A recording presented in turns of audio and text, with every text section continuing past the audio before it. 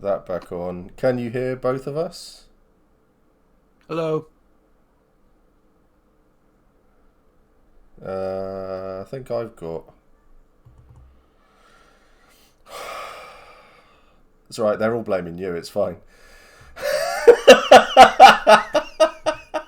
I don't know why I bothered trying to defend myself, really. No. Jeez. Fuck's sake. Everything's been going wrong since I moved the desk around purely to do this. And nothing's been really working. Not properly, anyway, so... Yeah, I find like I try and streamline some of the streaming stuff that I do, but every single time I do it, something breaks or goes wrong, and I have to figure something out. You know, it's never ending. Yeah. Right, that should all be set up again and should be fine. Hopefully. I'll leave it. I'm not touching anything. Yeah, don't touch it, Steve. Do what your mum said and don't touch it. Ooh, that was weird. No, all down to Dave. Yeah, Blair's blaming you. That's fine. Yeah. Because I never have any technical issues at all whatsoever. No, obviously, right? So, yeah. You know. Yeah, so I don't know what caused that. Ugh. See, I haven't even had to change like the side of my headphones was on. It was that bad. Nice. Are you going to do any player events this year? So, I'm looking at hosting one myself. Oh, are you? Oh, very interesting. Yeah, well, potentially nice two. Player event you got there. but bloody cable. Alright, it's staying this way around now. It's the wrong ear, but I don't care. Yeah, potentially hosting two. To be honest, doing like a Hefty Fan one, so IC one, and it will be don't know what it will be, and then doing another one where it will be. It's the 2 feet in Hurst Hall. Now that would be a good party, like faux show. Yeah. Oh yeah, but it's a question of where we could do it. We found there's like a castle in Bristol, but it's like a really really old church building, and they have everyone can go in there, and it's really really nice. So we're looking at doing it there, but my friend Martin he was watching the stream earlier. Like literally, I'm working nights, by the way, so I woke up at like 2:30 this afternoon, and the first message I had on my phone was from him, basically saying like, there's a place called Wolford Wood, which is like a LARP friendly place. So if anyone wants to see that, because we might try and get our own player event going at some point. Probably just a small thing though, like nothing big, you know. Yeah, so there's the potential for that sort of stuff, and it would be nice to do something just to see everybody meet up with people and just chill out and chat, and that would be really really nice. So yeah, I've been doing some online LARPs, and they've been amazing. I've been playing a lot of D&D, but it's more like it's methadone compared to heroin. You know what I mean? Like I want the good stuff. It's nice to tide me over with some other stuff, but yeah, I just can't wait to get back in the field again. Although I've been thinking like I feel like I've kind of lost connection with my character, and I need to kind of rediscover that connection again. Do you know, because it's been a year. I don't really. It's kind of tough to know who my character is right now. I don't know if anyone else feels that way, but it's going to take me. Maybe once I get the gear on and my Empire, then it'll be different. Yeah, I think that's going to be the way for a lot of people. When you finally get your kit on and you get into the field and you can just sit there, and I think it's probably going to be like the first mead of the day or something like that, first beer or something.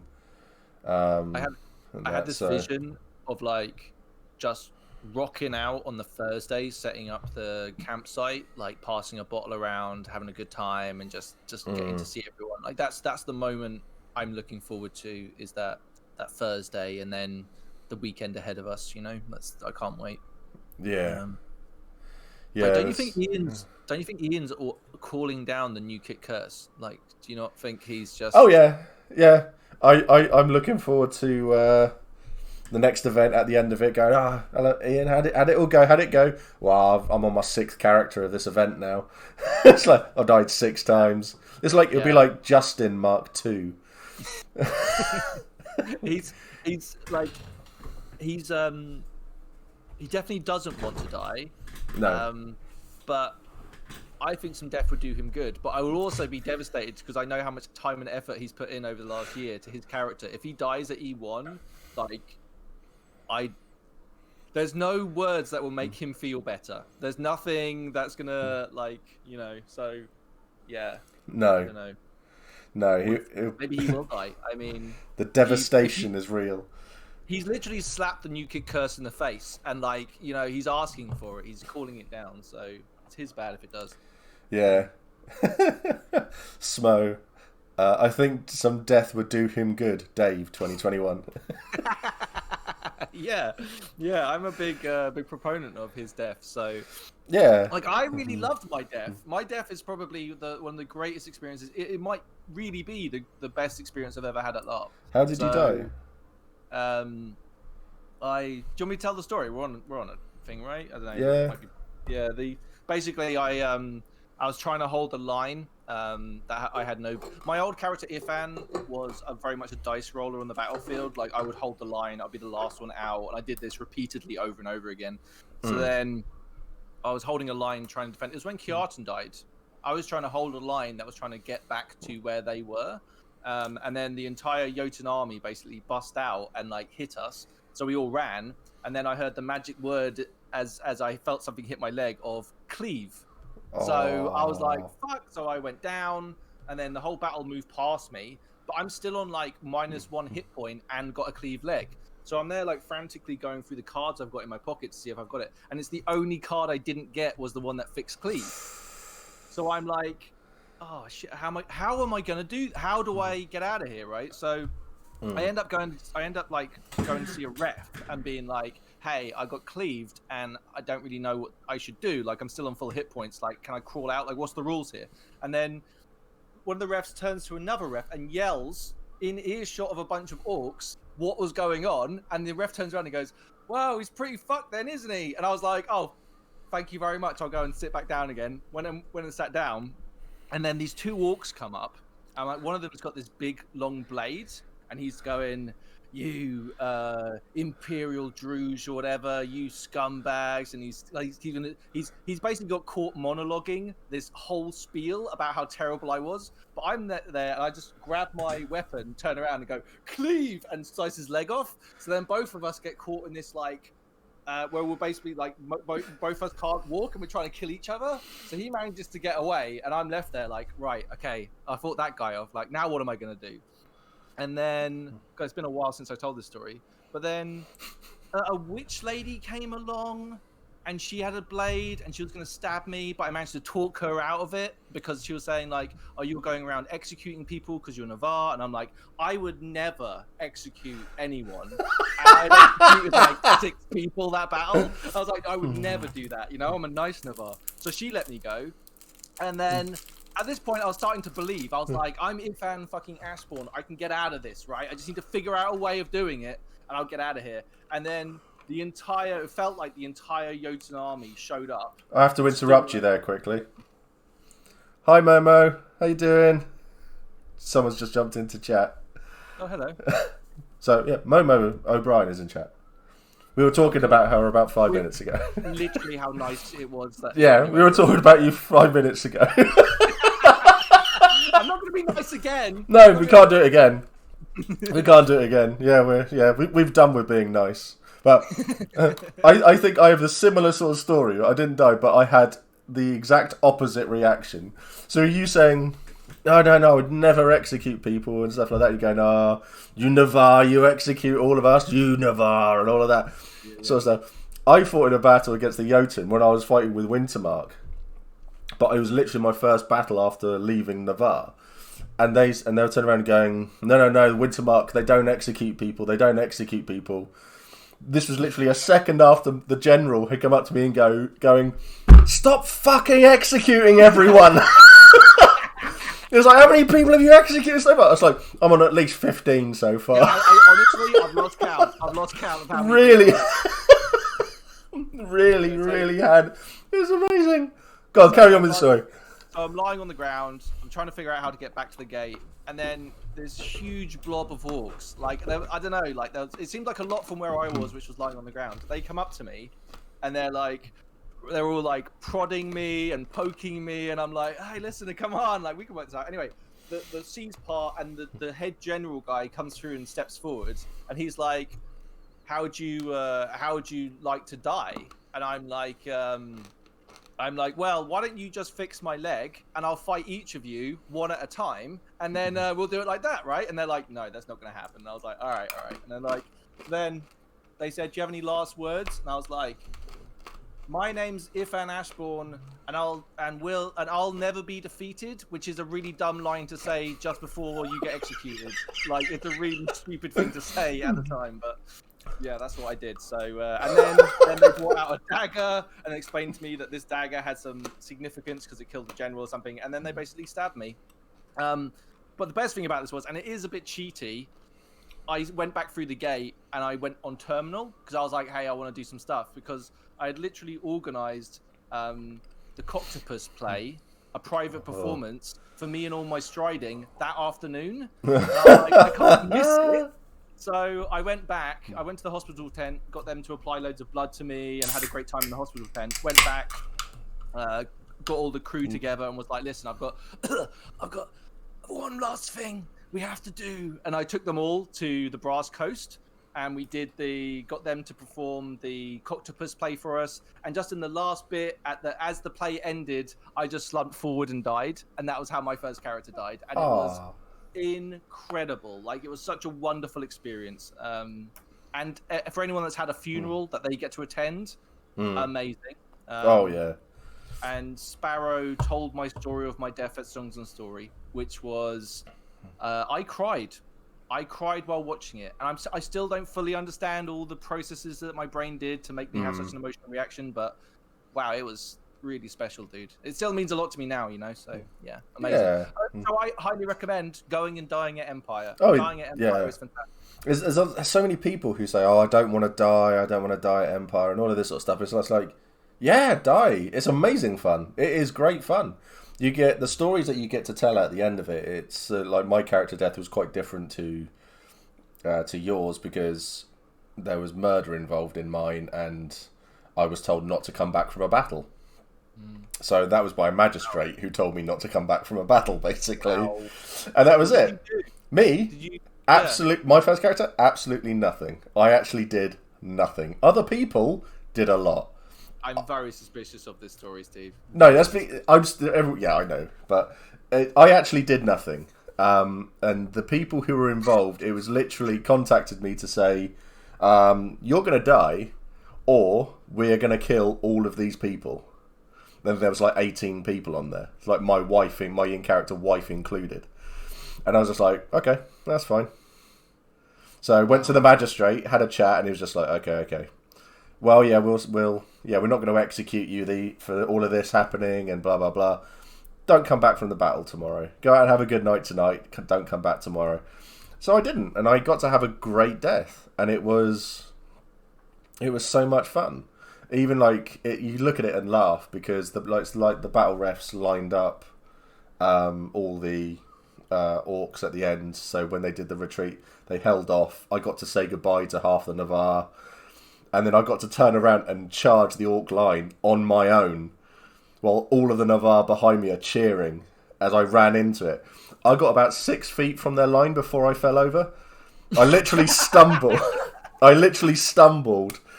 And they all took a step forward. So instead of me falling flat on my face, I went careening straight into their shields, and then they all swallowed me up like that. Nice. So no one really noticed. It was... Yeah, so it was great. So no one actually noticed what had happened, but they then picked me up, threw me back through. I got carried back to the Navarre, and I got to see my funeral as well. And then they carried me out of the field and literally dumped me on the floor. Then I got to come back up and walk back into the field as Mac. Yeah, I think like I'm getting to the point now where I'm trying to get into some like political game, and I'm making contacts with different people. And I get how some people don't want to die, right? Like, if you're a senator, it's a pain in the what's it to try and get like a position. And I totally get that you don't want to die, or you have some plans that you want to see to fruition. Like, I get it, but I'm trying to like toe that balance between wanting just to, because I don't want to live a timid life OC. I certainly don't want to live a timid life IC, right? I want to live that, like, be as brave as I can be and make the decisions that I would maybe shy away from in reality. I'll be able to take those opportunities.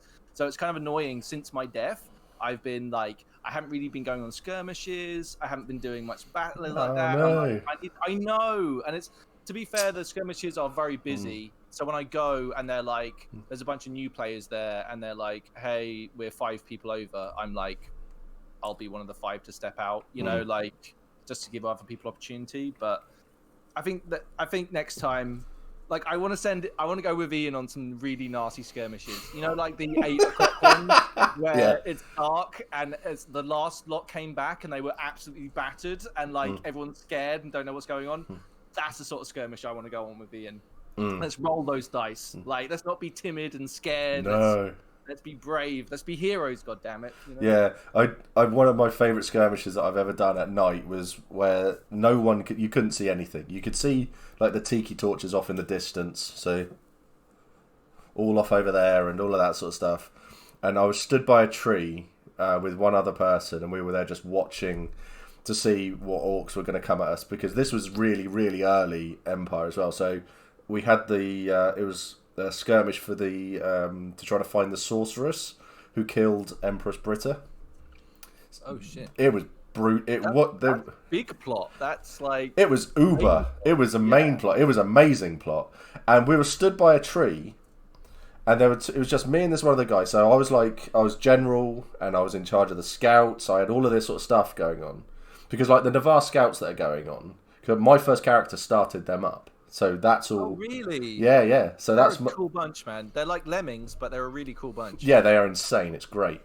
And we just stood by a tree, sort of watching these TikToks, and we could see like we think, oh, it's just flickering in the wind or something. It's like, no, there was like 40 of skirmish crew had just walked between us. They didn't see us because we were dark and they couldn't see us, and they just walked through. They walked to the gate, sat there, turned around, shield wall, everything. So we went to the camp, found all the people, no one there, walked back, and oh my god. You imagine the sight of, in the pitch black, all you can see is the outline of a 40-person shield wall blocking your way home. And we were just like, well, we're all dead then. But that was terrifying, that was. I mean this in the nicest way possible. The skirmish crew are bastards, and I mean that in the nicest way, the most like loving, tender way possible. But they are bastards. Like, while I've been sitting on the couch getting fat, right? They're out there like just. I just imagine them like a scene off Rocky or something. Do you know what I mean? They're just like training and hitting meat and like just running through the snow. They're gonna be like really tough dudes, and I am soft and weak. I am so weak now. My upper body has shrunk to a stickman figure. You know, it's not going to be good. They do beat the meat a lot, from what I hear. So, well, we've all had a lonely 20. Fair play. But, yeah. No. My first battle, I stuck with the scouts. I had no clue you started them up, Steve. Yeah. My very first character, that was literally what I did. Very first event, and I had them, and they were great. So Matt and Andy has asked. So, serious question for Dave: how has LARP, and really, I guess I just mean Empire, changed your life for the better? Well, that's a huge question. Yeah, I'll just go for it. This might be a kind of personal answer, but I'm gonna do it anyway. So please be nice in chat or whatever. You've seen what the community are like. Everyone's nice. Empire means a lot to me in a whole bunch of different ways, and I should say, like, I started doing the podcast on my first event, so the podcast and LARP kind of go parallel to each other. So I'm just gonna give my personal experience of it. Like, I think LARP. Oh, how do I even frame this? Okay, so one, making the podcast was a thing where I wanted to make films in my 20s and didn't really make many and was very frustrated and didn't really get to do anything. So I would say the podcast, what that represents to me is finishing projects. And anyone that is a creator knows that sometimes it's very hard to get the ball across the line. But like, I get an immense sense of satisfaction from and it's given me a lot of confidence as well, like a lot more confidence in who I am by going LARPing and doing the podcast. Because I don't know, like I think I have quite a negative internal voice, which I'm aware of now, and like the problem with your own negative internal voice is it knows you really well, so it can come up with a lot of evidence to say that you are rubbish, right? And you'll believe it. So I would say that the podcast and going to LARP and all the friends and connection I've made have really taught me to. It's given me a lot of evidence to say that I'm not a loser, basically, and that's a really great feeling. So in those, when I do have those darker days where I feel quite low, I can be like, okay, nothing's changed, Dave. This is how you're feeling right now. A lot of this isn't true. You're doing well. You're kicking ass. People love you. Get on with it. So that's kind of, to cut to the really emotional bit, that's kind of how I feel about it. But like I love role play and I love like playing D&D and things like that, and I love being characters and all that stuff. And I think there was something really great about doing it at Empire where I got to push my boundaries. And wasn't aware that I had boundaries in some ways and having to push them up against them. Like I've had failures. If you are a listener of the podcast, you know I've had failures and things haven't gone my way over a lot of stuff. But it's taking on adversity and coming through at the other end, and then experiencing something else. I should also say, weirdly, and I'm sure this will resonate with a lot of people. Even if I make a character and I think the character is totally separate from me, I'll realize like a year later that I was working through some stuff with my own personality, and I did it at Empire, and that's weird. Like it's an amazing feeling to realize that like you were actually playing through things that were very, very personal in a very public place, but having that that slight distance that role play allows you to have, and it's also like a safe place as well, like distance and safety to try and work through stuff that you might not even be sure that you're doing, and then it just happens. So yeah, I don't know, dude, I'm a huge LARP advocate, basically. I was I had Trot on for my my 100th stream, and we were chatting about this sort of stuff, and we just came to the opinion is that everybody needs to give LARP a try. It's one of those things. Everyone should try LARP because roleplay is weird until you do it. Yeah, and then it's the most natural thing in the world. Like sometimes it might feel awkward, and like the first event we went to was very awkward. But then you realize like, oh, I don't need to be self-conscious or worry about this sort of things, and everyone's doing their thing and just as vulnerable as you are. And then you have a great time. I think like expectations are a difficult one. Like I think when you go to your first event, you'll be like, I want to get into everything. Like I want to be a senator. I want to like run an assassination plot. I want to trade loads. I want to be really rich. Things take time. So I would say just enjoy the process rather than like whenever I speak to a lot of the more, because when I came into it, there's a lot of very big figures and big personalities out there, and you think when you look at them, you're like, wow, they're so amazing, right? Like look at them, but they're just like you. They're just a little further down the line. So like they build up their character and they build up a reputation, and then they become this thing because they let go of some of the inhibitions they have, and they become this massive figure that you look at with nothing but like, wow, like look at them. But yeah. So, and I've been surprised through doing the podcast how many people that I considered just to be larger than life, super confident people are very sensitive, very self-conscious, very self-aware people who are really pushing their boundaries. And I think that's, I don't know, it's quite comforting to know that we're all kind of doing that in our own way. So yeah, I don't know. I can't wait to get back. Like last year, I was supposed to be doing other LARPs as well. Like the whole point from last year was I was going to attend a whole bunch of different LARPs, and for the podcast, we were going to experience different things and do different things. So obviously, COVID put a cosh to all of that, which has been really frustrating. Yeah, definitely. Yeah, it's like I've got. Yeah, sorry, Steve. no, go on. No, I'm good. When I was talking to Chris about it, we came up with this, and we just saying everyone needs to try it. It's because because obviously where I'm friends with Chris and Alex from Hat Films, we have talked. There's the third member, Ross. He takes the piss basically at LARP constantly, right. And he always does. And I was talking to Chris, and I said to him, "Well," I said, "Would he ever come?" And it's just like, "Well, I don't know if he would or anything." So I said, "Okay, well, I'll pay for him to come then, because it should be something he experiences." I believe there is a chance he might actually come to LARP now because I'm paying for his ticket. But I think he was going to go anyway, but now he's got a free ticket. So wow. So I'm hoping that it will be one of those things that that people will come along and just try it for the one time, and it's just like, yeah, this was not what I was expecting. This is really, really cool, and that's what I hope. Like we wax on lyrical, okay? Because we're like, I especially like on the podcast, I'm sure you do the same. We get into like this really deep level of like psychology and like theory and all this stuff.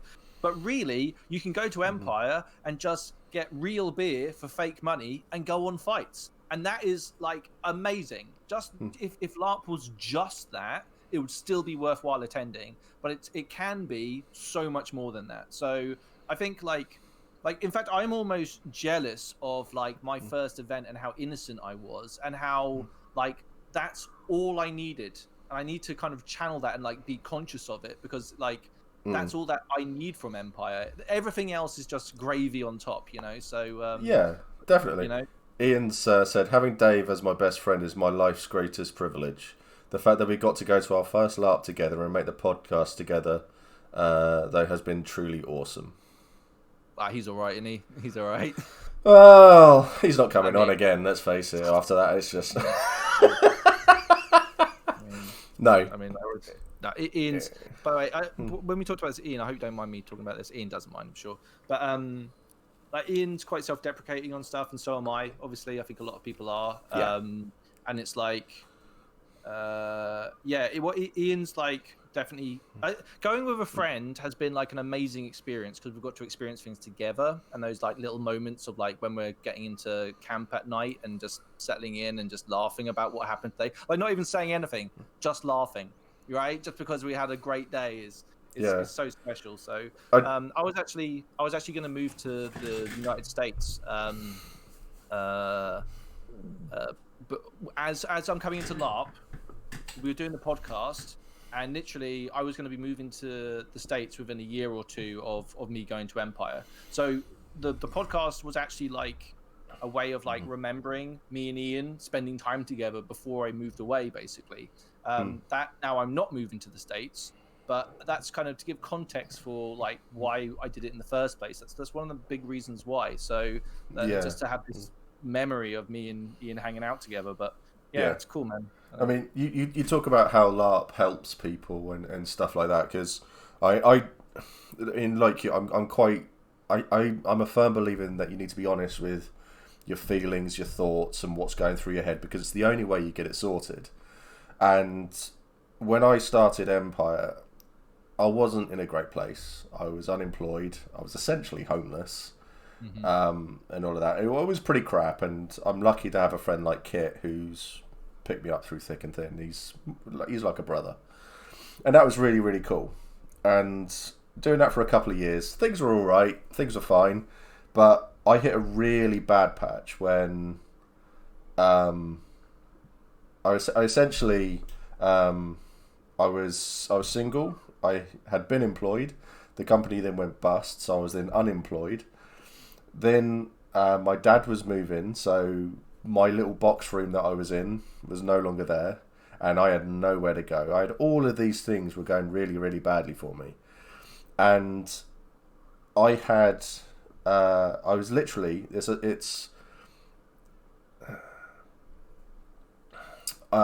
basically I wanted to kill myself. I was in that bad a state. I hadn't come back. I had left Empire. I wasn't going anymore, and I took a year out. And sorry, yeah, trigger warning. I should have said sorry. Yeah. So if you don't want to hear about that, then I do apologise. But yeah, I was in a really, really bad place, and if it wasn't for the fact that while I was in the bath, my friend phoned me. He says, "Oh, we're outside, and yeah, we're going to the pub. So get out, come out. We're not taking no for an answer." Because I had turned them down so often, and then we went off, and they were talking to me about my character, and they're just like, "Yeah, you're coming back.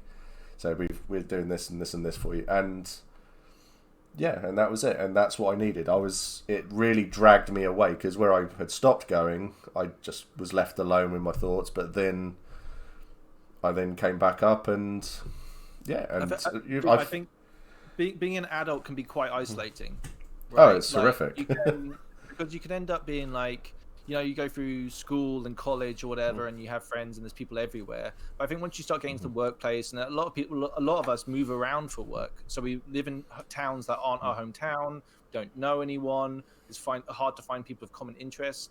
LARP Empire is a community, right? Yeah. Like I totally get what you mean. I have like people that I've made very good friends with through attending Empire, but also people that I just know I'm cool with. Like people that I just chat to occasionally that are really nice people. Yeah, Steve, I think that's a really, and I'm sure you're not alone in Empire having made a massive difference to people's lives. It's thrown me into a place where I can do this, and it's made me determined, because I see people who are struggling, and I can't let them struggle. Mm-hmm. I can't do it. I need to let people realise that there is that space for them, that safe space for them, that community out there. It's why I don't let there's no toxicity in my community. If anyone's speaking badly about things, it's like we're straight on that shit. It doesn't happen. I won't let it happen. So it's like, they might be Cask. I want to give Steve a big hug now. Find me in the field and you can. I'd love that. That'd be awesome. Yeah, very much like I'm. Yeah, Steve, I'm coming to get you. I'm not going to say a word. I'm just going to come and get you and give you a big old bear hug. Good. Yeah, I think it's like, what I like is when I see people kicking ass at Empire. Like, there's one friend of mine. He plays a character called Caro, and he was organizing getting people to send their troops to this one location. So he was going around with a pen and paper and just trying to get people to confirm that they were going to send the troops to try and get to a magic number, which we would defend this fort with. And he was doing it, and he's hustling all weekend. Came round to the standing where the whole nation comes together around the circle, and we have a bit of a chin wag about what happened at the weekend and all this stuff, like a bit of a catch up. Yeah. And everyone was like, and Caro has managed to fully fill the amount of troops that we need to be able to defend the thing. And everyone was just like cheering and celebrating him. And it was like, I felt it, right? Like I felt like amazing because of his success. And I think that's a big part of LARP as well, is to be quite generous with things. Like I don't need to be the emperor to feel good. But like helping someone else become emperor or something like that feels really amazing. So like I highly recommend, if you're at a loose end for what you don't know what to do with your character, help facilitate someone else achieve their goal with their character.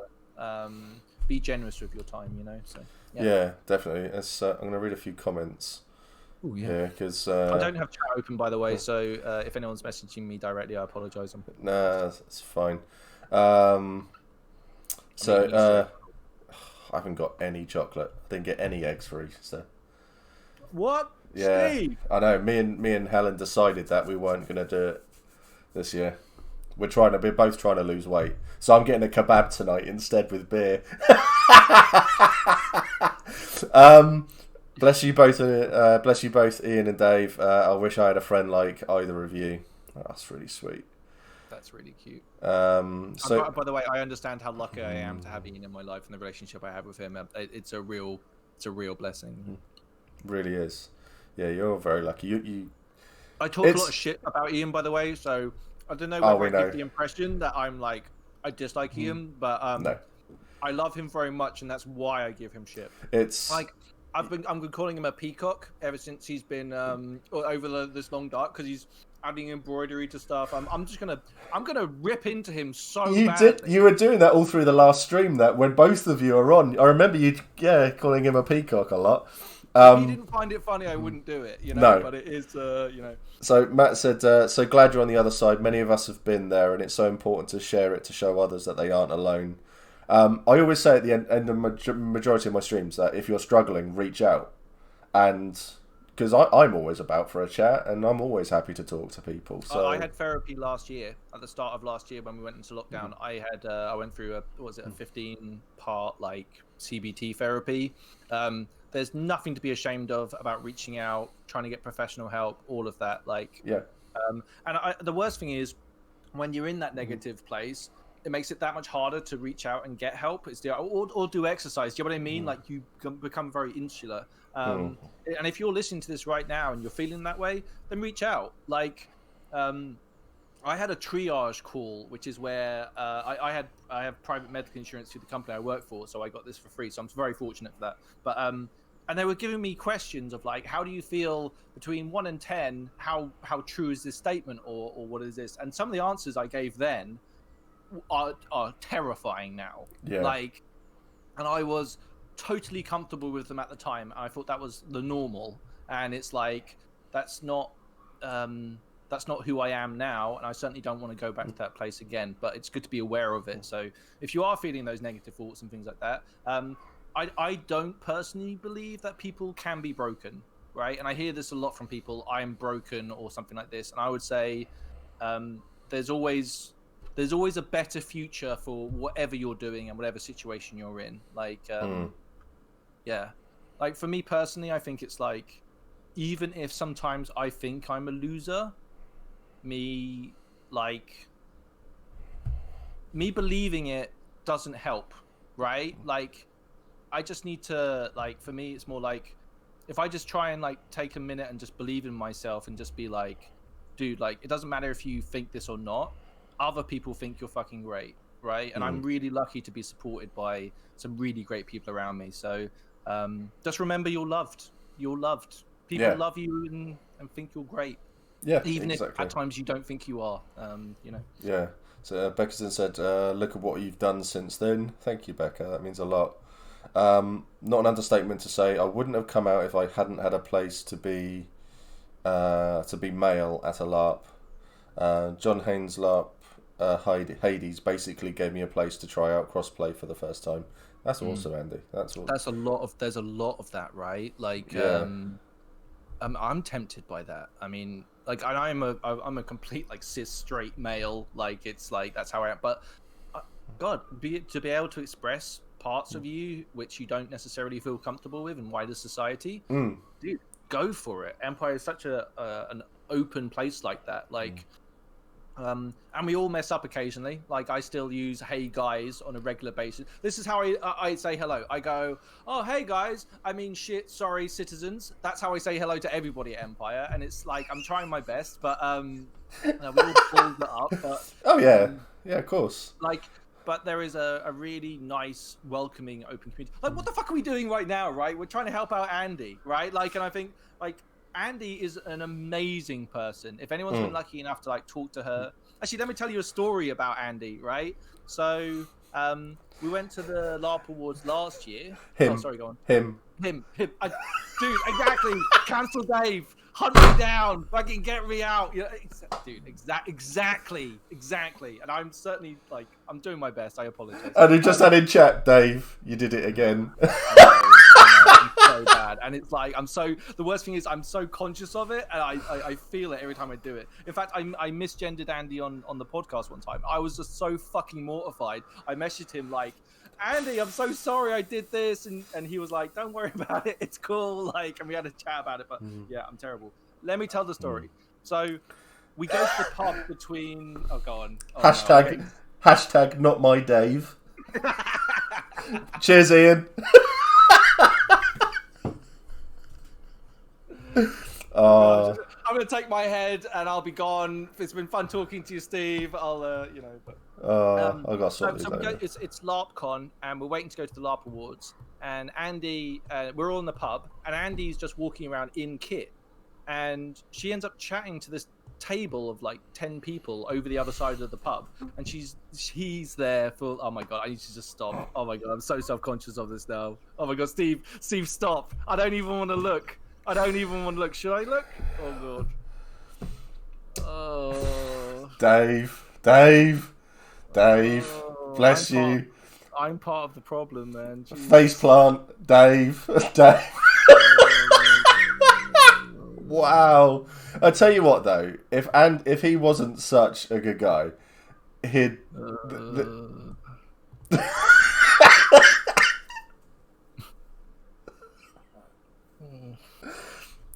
Dave, I love you. This is amazing.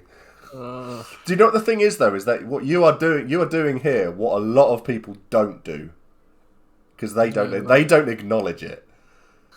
It's worse because I know better, and I think that's the hard part. Like, if anyone else struggles with this stuff, I always talk about this whenever people talk about identity stuff. Matt said it on the head there. £10 donation every misgender. You're up to you're up to £6,000 so far. Am I? If anyone works it out, I'll definitely put a tenner in. There we go. We're definitely up to at least 20 quid, I'm assuming. Matt, go and check every misgender.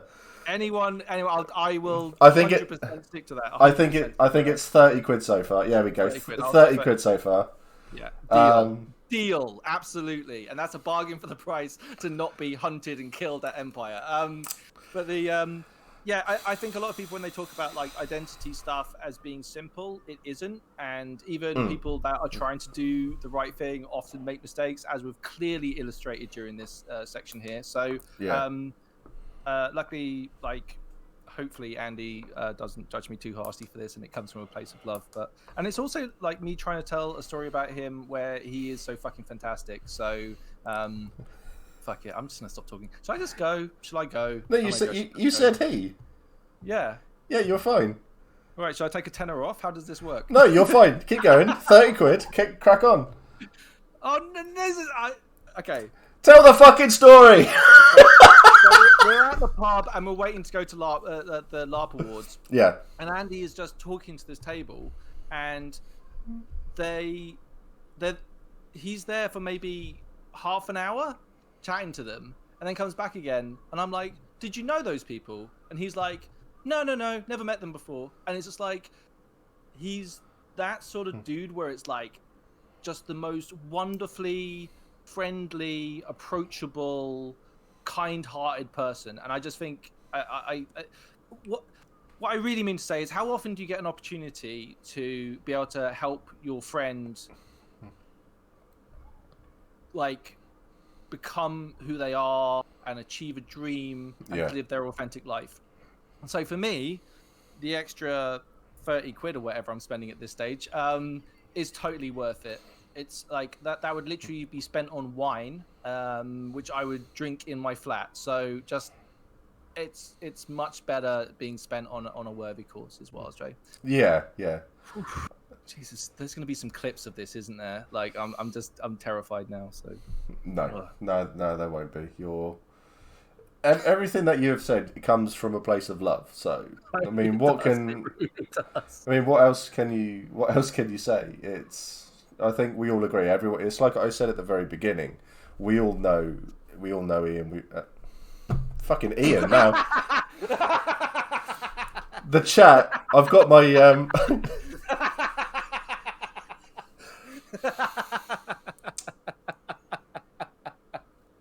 £10 Steve now, right? Okay. Exactly.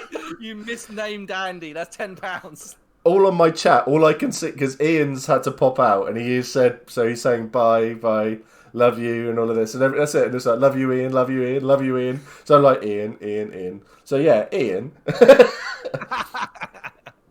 The thing about, I mean, it's like with Andy, he is one of the most genuine guys ever.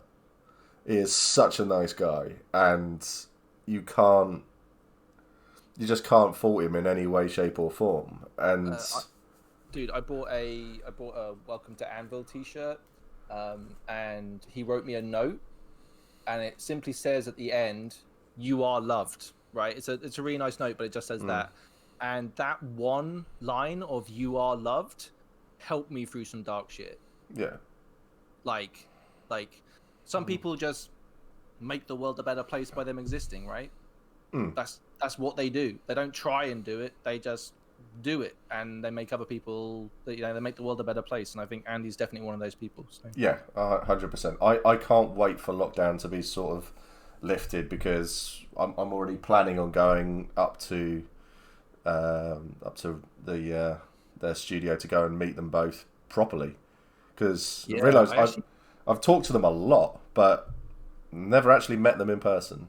Well, probably have met them in person, just they're even more attractive when you meet them in person. Like both Matt and Andy are. Well, Chainmail Jesus is a legend. So, yeah, that was a nickname coined by the Hefty fan. That was to start off. They did really, really well there. So.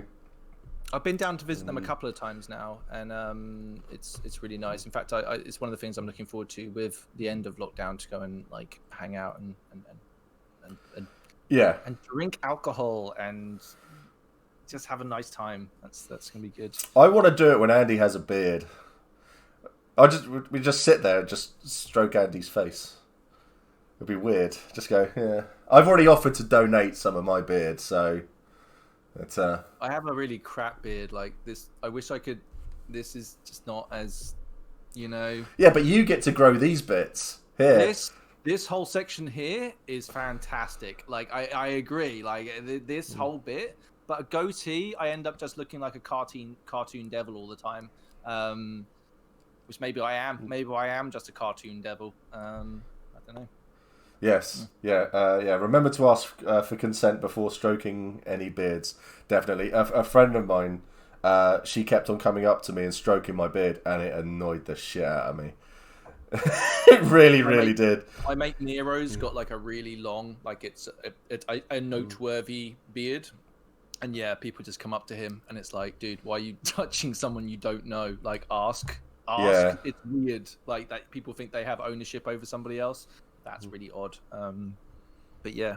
But do come if you want a hug. Come up and ask, and I'll probably be up for the idea. So. Yeah, I've actually picked up one of the.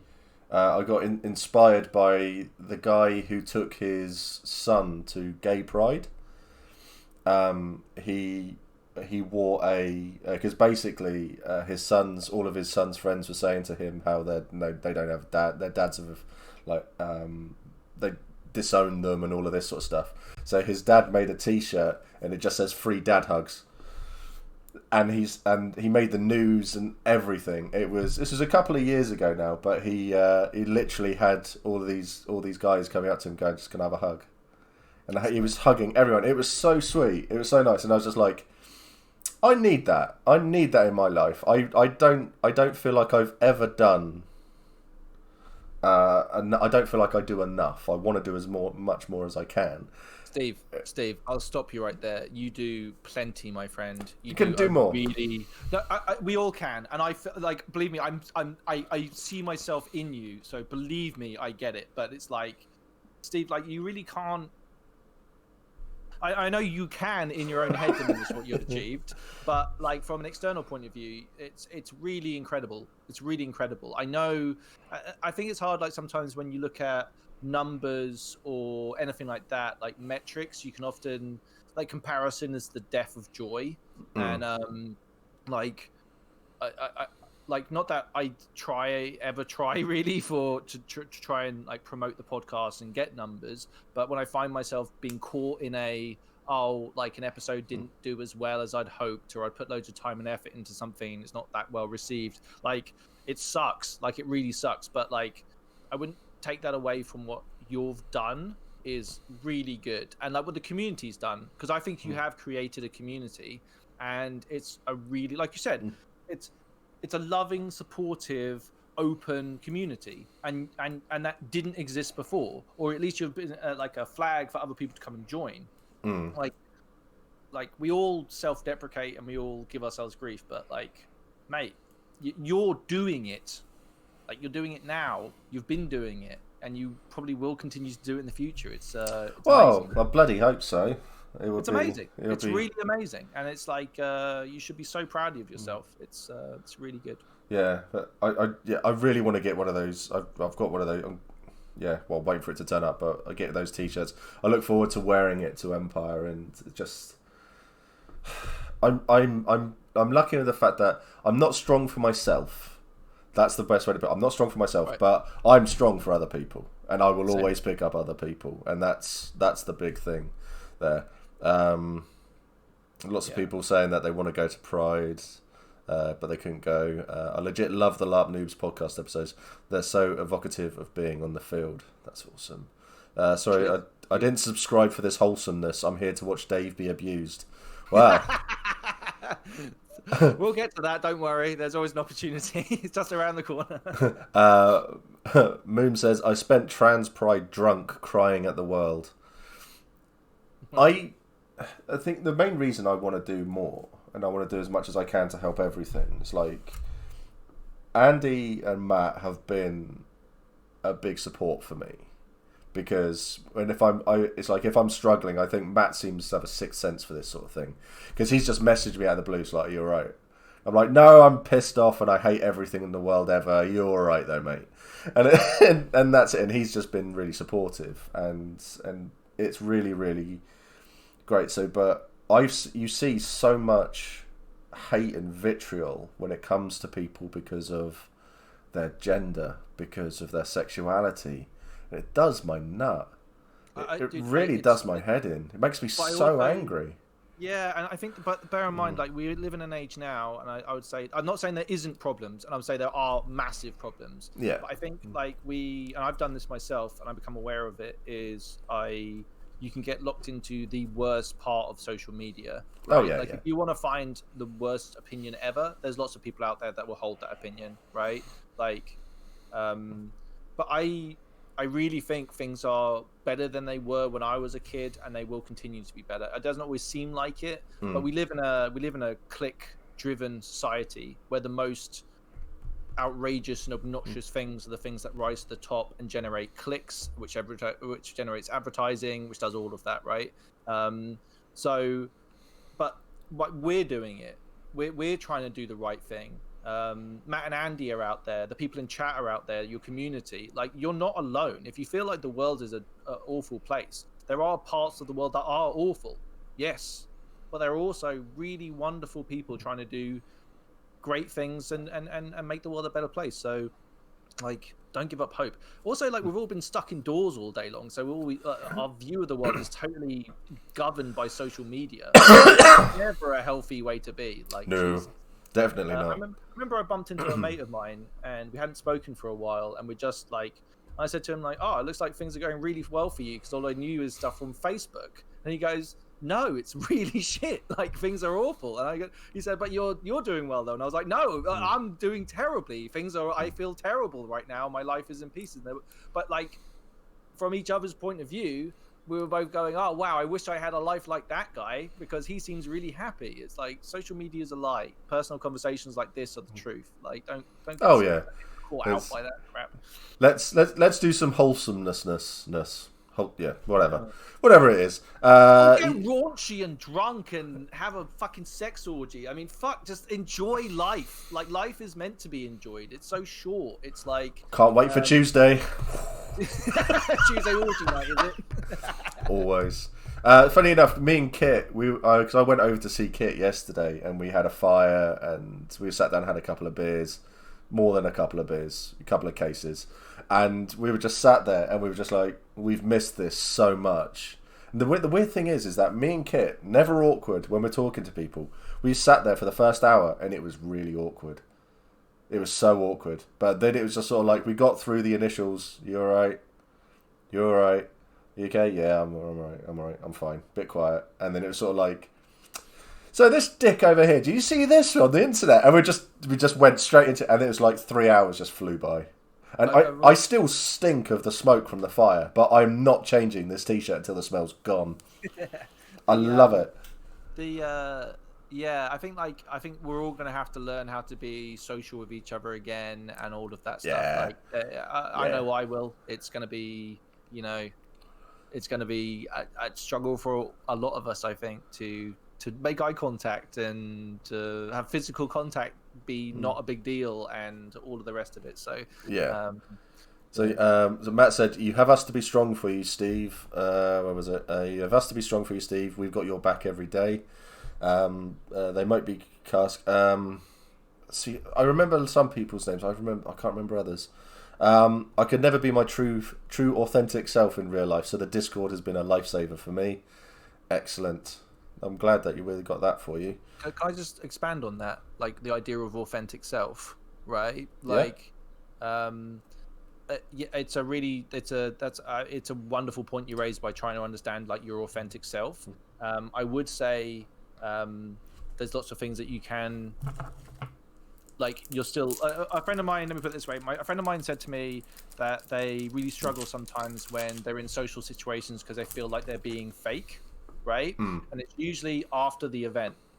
So what and I think we've all done this. You've been on a night out, you've had a great time, and then the next day you've been like, oh man, was I being a massive twat? You know what I mean? Like that whole night. And then one thing I'd like to think about is at that moment when you're doing something, did you feel authentic, or were you being self-conscious of what you were saying, and were you conscious that you were trying to be someone else? I'll be like, try and meditate on that and think about it. And if you, in that moment, you don't feel that way, then don't let your negative voice 24 hours later change that nice experience into a negative one, because I do that, and just be aware of it. Like I quite like internal authentic Dave, but I certainly have regrets. Also doing a podcast, right? Like I say so much stupid shit on there that I go back and I cringe when I hear it. Like it's but yeah, like I still like me. Like I don't know, I'm waffling at this stage. But yeah, I don't know. Being your authentic self is challenging, but give yourself a break. You're probably a lot more authentic than you think you're being. And we're at 22.30 on the donations now. Another 50 quid donation. I was going to say that's how much I owed. I was like, Jesus, how many times have I? No, you're still at 30. 30. So Dan said, talking about the world being a better place, work is finished. So he's done. Nice. We're a small community full of goodness, keeping the crap at bay. Dave, I don't think a sex orgy is very COVID safe. Well, depends whether you're wearing a mask or not, doesn't it, really? I guess. Depends where you're wearing the mask. Yeah, very much so. No, I don't know. Just don't come past the Ashbourne camp on E1, basically, unless you're ready for a big surprise. What? Or a little surprise. Meme says, during lockdown I met Becca. It was slow and awkward at first until she shot me in the face with a LARP arrow. Yeah. Safety first. Rosie said the Discord has become a lifeline for me over the last week or so. I've loitered around in chats here and there, but just being able to chat with like-minded people is a really calming experience. Oh, more donations. We've had even more. Okay, cool. Right, that's only supposed to happen on nights out. I feel like that's after every social exchange. Right, interesting. We can talk about this a lot more, by the way. I didn't really explain it well, but yeah, we could. I literally drop a message on here or Discord and then spend half an hour dissecting out how I feel I've embarrassed myself or let myself down. No, yeah. You really don't. You are incredible on that Discord. But I think this really is kind of like it's kind of the point of what we're talking about here, is that often our own view of ourselves is not what we're actually giving out to the world. And I think what I'm basically trying to say is like trying to be aware of that. Like if people are turning around and being like, dude, go easy, right? Like you're really like behaving like a twat, or people are really steering clear of you. Yeah, there's lots of things you can do, or find someone that's a barometer, so you can ask, like, hey, did you think I was being a twat with this? And they'll be like, no, listen to them. listen to them, right? Like when I get nice comments, I still find it really hard, by the way. Like when I hear nice comments about what we're doing on the podcast, I can dismiss them very easily. I can minimize them very easily. And I have to force myself to be like, no, shit's genuine. Really, like, just take it, enjoy it for a second, even if you want to like take it away later. Just try and be aware that, like, also like I think one thing doing the podcast made me realize this was when I was like being very self-deprecating about it. And I was saying, oh, it's crap. It was like it's really insulting to the people listening to it, because it's like saying your taste is crap for liking it because I hate it. And that was like a really harsh lesson that I had to learn about it. Was like, well, just because I turned it negative in my own head doesn't mean that it's not good and doesn't have value. And I should really just try and stay conscious of that, you know? So it's tough though. I get it. It really is. The funny thing, I mean, talking about like people being positive on the and people saying, oh, have I embarrassed myself? Have I done something wrong? This and wrong.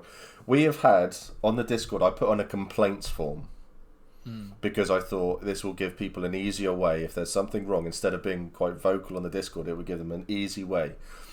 I've had one complaint on that form. One complaint. Do you know who it was about? You? Me?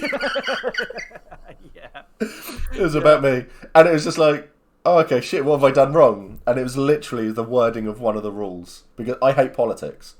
And I don't want it anywhere near the server. Don't want it anywhere near it. But it's like the realisation, empire and politics, real world politics, they a little bit go hand in hand. But it's just a case of wording it so that you can talk about politics, but don't be a dick. You can talk about politics, but I'm not interested in what party you vote for. All right, absolutely right. But that's it. So, but yeah, that was the complaint. I was just like, we've been so lucky. Like the worst thing we've ever had of any of our listeners was a 4 out of 5 star review, and that was from one of our biggest fans because they thought that we have room for improvement, right? And I think that's like, but like, I think I'm better now, but if I had received like hate and stuff early on, then I don't think my self-confidence would have been able to stand under the one comment would have destroyed me. And I think I'm a lot better now, and I'm a lot more self-aware now to be able to take that on. But like, I don't know, you're not alone. And I think it's easy to look at people who are creators and content makers and just view them as like, well, this is easy for them, or they're just kicking ass or whatever. And I think that's really not how it is. No. Like I was saying about LARP characters, like you'd be stunned at some of the main like really confident out there characters that you see at Empire, and they're just as scared as you are and just as self-conscious as you are. Like you'd be really surprised. Yeah, definitely. Catch you later, Dan. You enjoy whatever that cryo. I don't understand what that means. And John, yeah, you take care, mate. Thanks for pushing the fundraiser in other streams as well. He's been going between 5 streams advertising this fundraiser.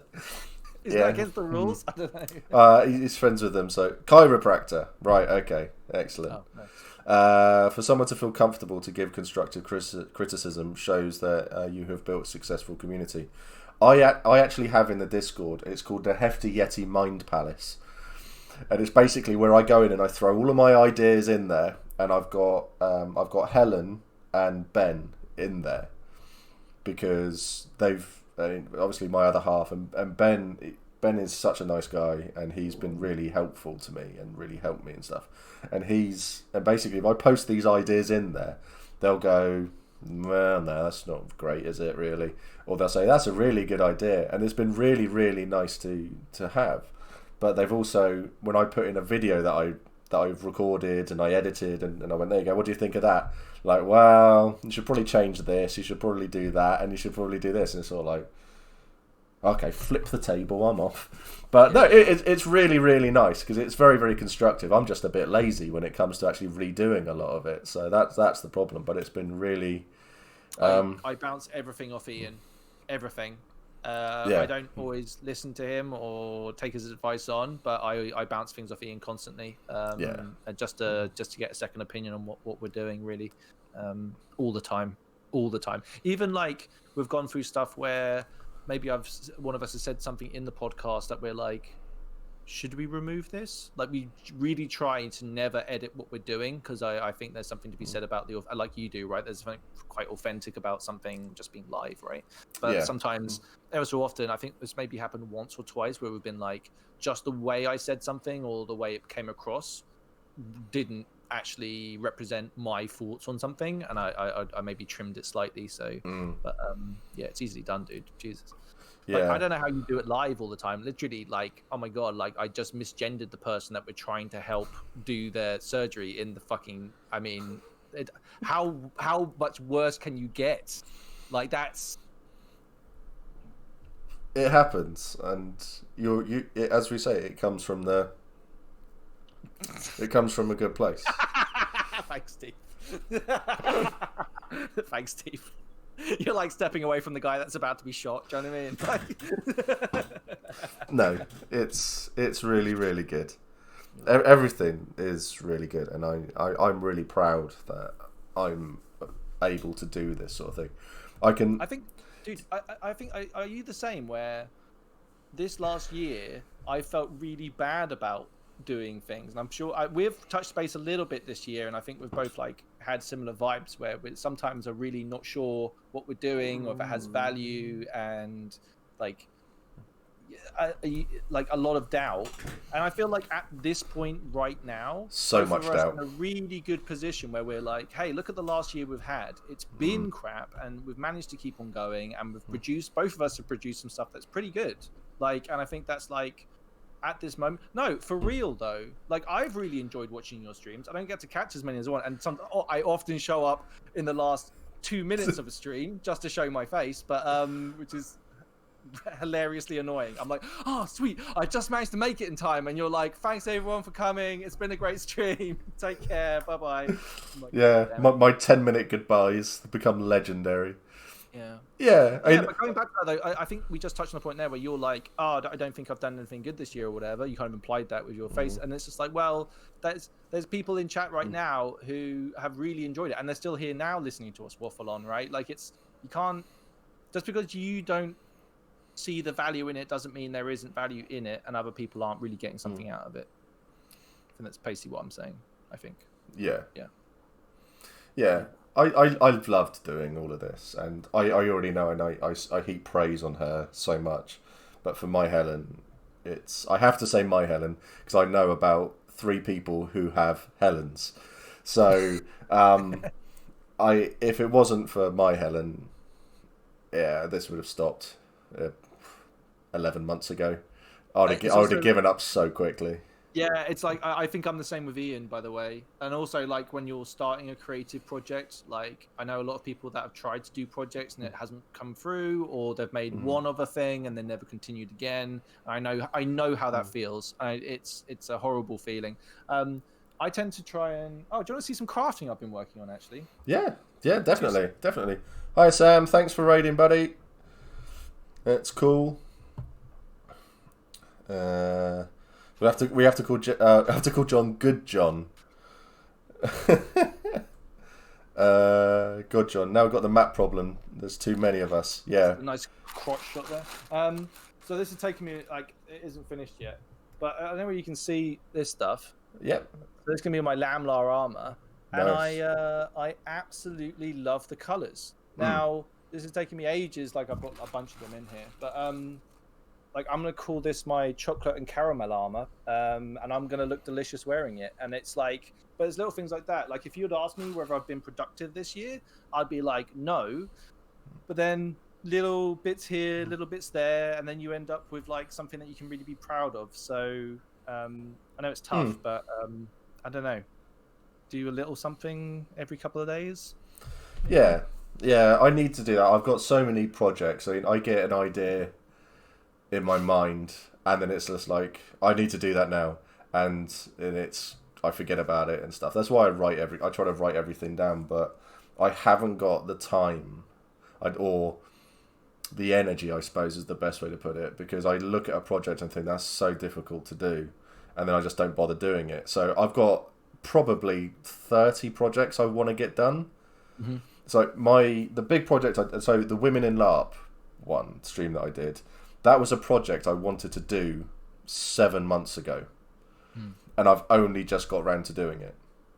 And when you were talking about getting hate and stuff like that from people, I mean, I got I got death threats after that video. It's all, everything is sorted. The police have been, everything's done, so there's no issue anymore. But people are dumb. That's all I can say. And having that sort of stuff motivated me so much more. It was weird. But I could get someone cut to me going, you do really good, you do amazing and stuff like that. And I'll go, yeah, cheers, thanks. Someone comes up to me and goes, you're a twat for doing this, I'm going to kill you. And I go, well, I'm going to do like 8 of them now, twat. Yeah, that's a great attitude to have, though, man. Like, I'm very similar. I have like I have probably about 6 different projects on the go at the moment, and I dip in and out of them. And I used to kind of give myself grief for that, but now I've just realized, like, I can either give myself grief for being who I am, or just understand that's the way I work and operate. So, yeah. The unbiblical. Moral of the story: we all need to insult Steve more. Amen. Yeah, I like the sound of that. That's awesome. But yeah, I've got too many. It's like, I'm looking forward to getting to doing this one with Matt, where we're going to get into the field and we're going to both have a newbie with us who has nothing. We're going to have 200 quid each. And we're going to kit them out with everything. They get to keep it all. And then we're going to have, it's going to be, going to go onto the videos, and yeah, someone will win. Are you going to do this at Empire, or are you going to do it at, like, oh, interesting. No, you're going to do it in the field. So it's basically, because there's been some negative publicity, I suppose, is the best way to describe it, about the traders in the fields. Really? How so? I'm not going to mention names. Okay, yeah, sure. But I think people will know who I'm talking about. But there has been some negativity in the field when it comes to, you can buy this and you can do this elsewhere for cheaper and better. And it's like, no, you can't. No, I haven't seen anything to do with that. That's weird. Also, I think, like, I'll tell you after. Yeah, tell me after. I used to be one of those people that used to think, like, LARP stuff was overpriced. And then I've seen, like, the work that goes into them. Like, it ain't Primark, right? We aren't paying people $1 an hour in Indonesia to make like LARP kit. It's people in this country that are hand making an awful lot of this stuff, and frankly, most of it's probably quite cheap for the time and effort it goes into. So, but that's one thing I've definitely learned going through this year. Like, I think we're so used to living in, like, this kind of, like, global capitalist society where things should be very, very cheap, and frankly, like, time and effort and artists, it's expensive, and that's really just the way it is, you know. Yeah. But yeah, fact, like I said, I think it's a bargain, honestly, a lot of the stuff. Oh, definitely. But yeah, we're going to go into the field. So Steve versus Matt, Imperial Glow Up. I think, Steve, you're really asking for trouble. Like, Matt has got so much style. Like, you're really, like, if I was going to take a bet on it, I would just, I'm on Team Matt, like 100%. Oh, I know. Oddly enough, so am I.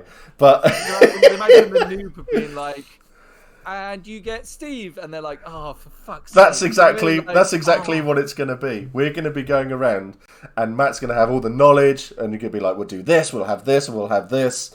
And it's going to be great, and we'll get you looking like that. You'll have this weapon, it fits into this, your character background, it suits this colour, and all of this sort of stuff. And there's me going, well, I've got you some trousers, I guess. Yeah. I've got a head hole in a Hessian sack, and you can just put that over, and that's like a whole thing, and then spend the rest of the 200 on a really nice helmet, you know.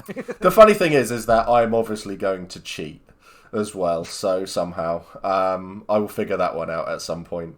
You need a Wanacott or someone to present. Like, that's what you need. Maybe get Andy to do it. But we're essentially, it's going to start in the forge and finish in the forge. So they'll have everything, and then we'll just say, right, we're back here. Go and put all your kit on, and then come back to us. And then me and Matt can sit there and get progressively more drunk. And then they'll come back to us with all their kit on, and then we'll decide who's won. And it's just going to be a lot of fun. I think that's fantastic. It's going to be, and the great thing is that everything that we've bought for them, they will then get to keep as well. So it's like showing that you can do it, and they'll have everything as well. So it really does. pick them up, and it shows them. Yeah, shows them that you can do it in the field. Bigs up all the traders and everything as well. The scariest thing about LARP is your first event. Like, being new to the hobby, because there's not much like reference to it anywhere else, and it's quite can be quite intense. So I think anything that helps out new players get on the field is so valuable and worthwhile. You know. Yeah, Carl's just said Steve will kit them out with every weapon he can find.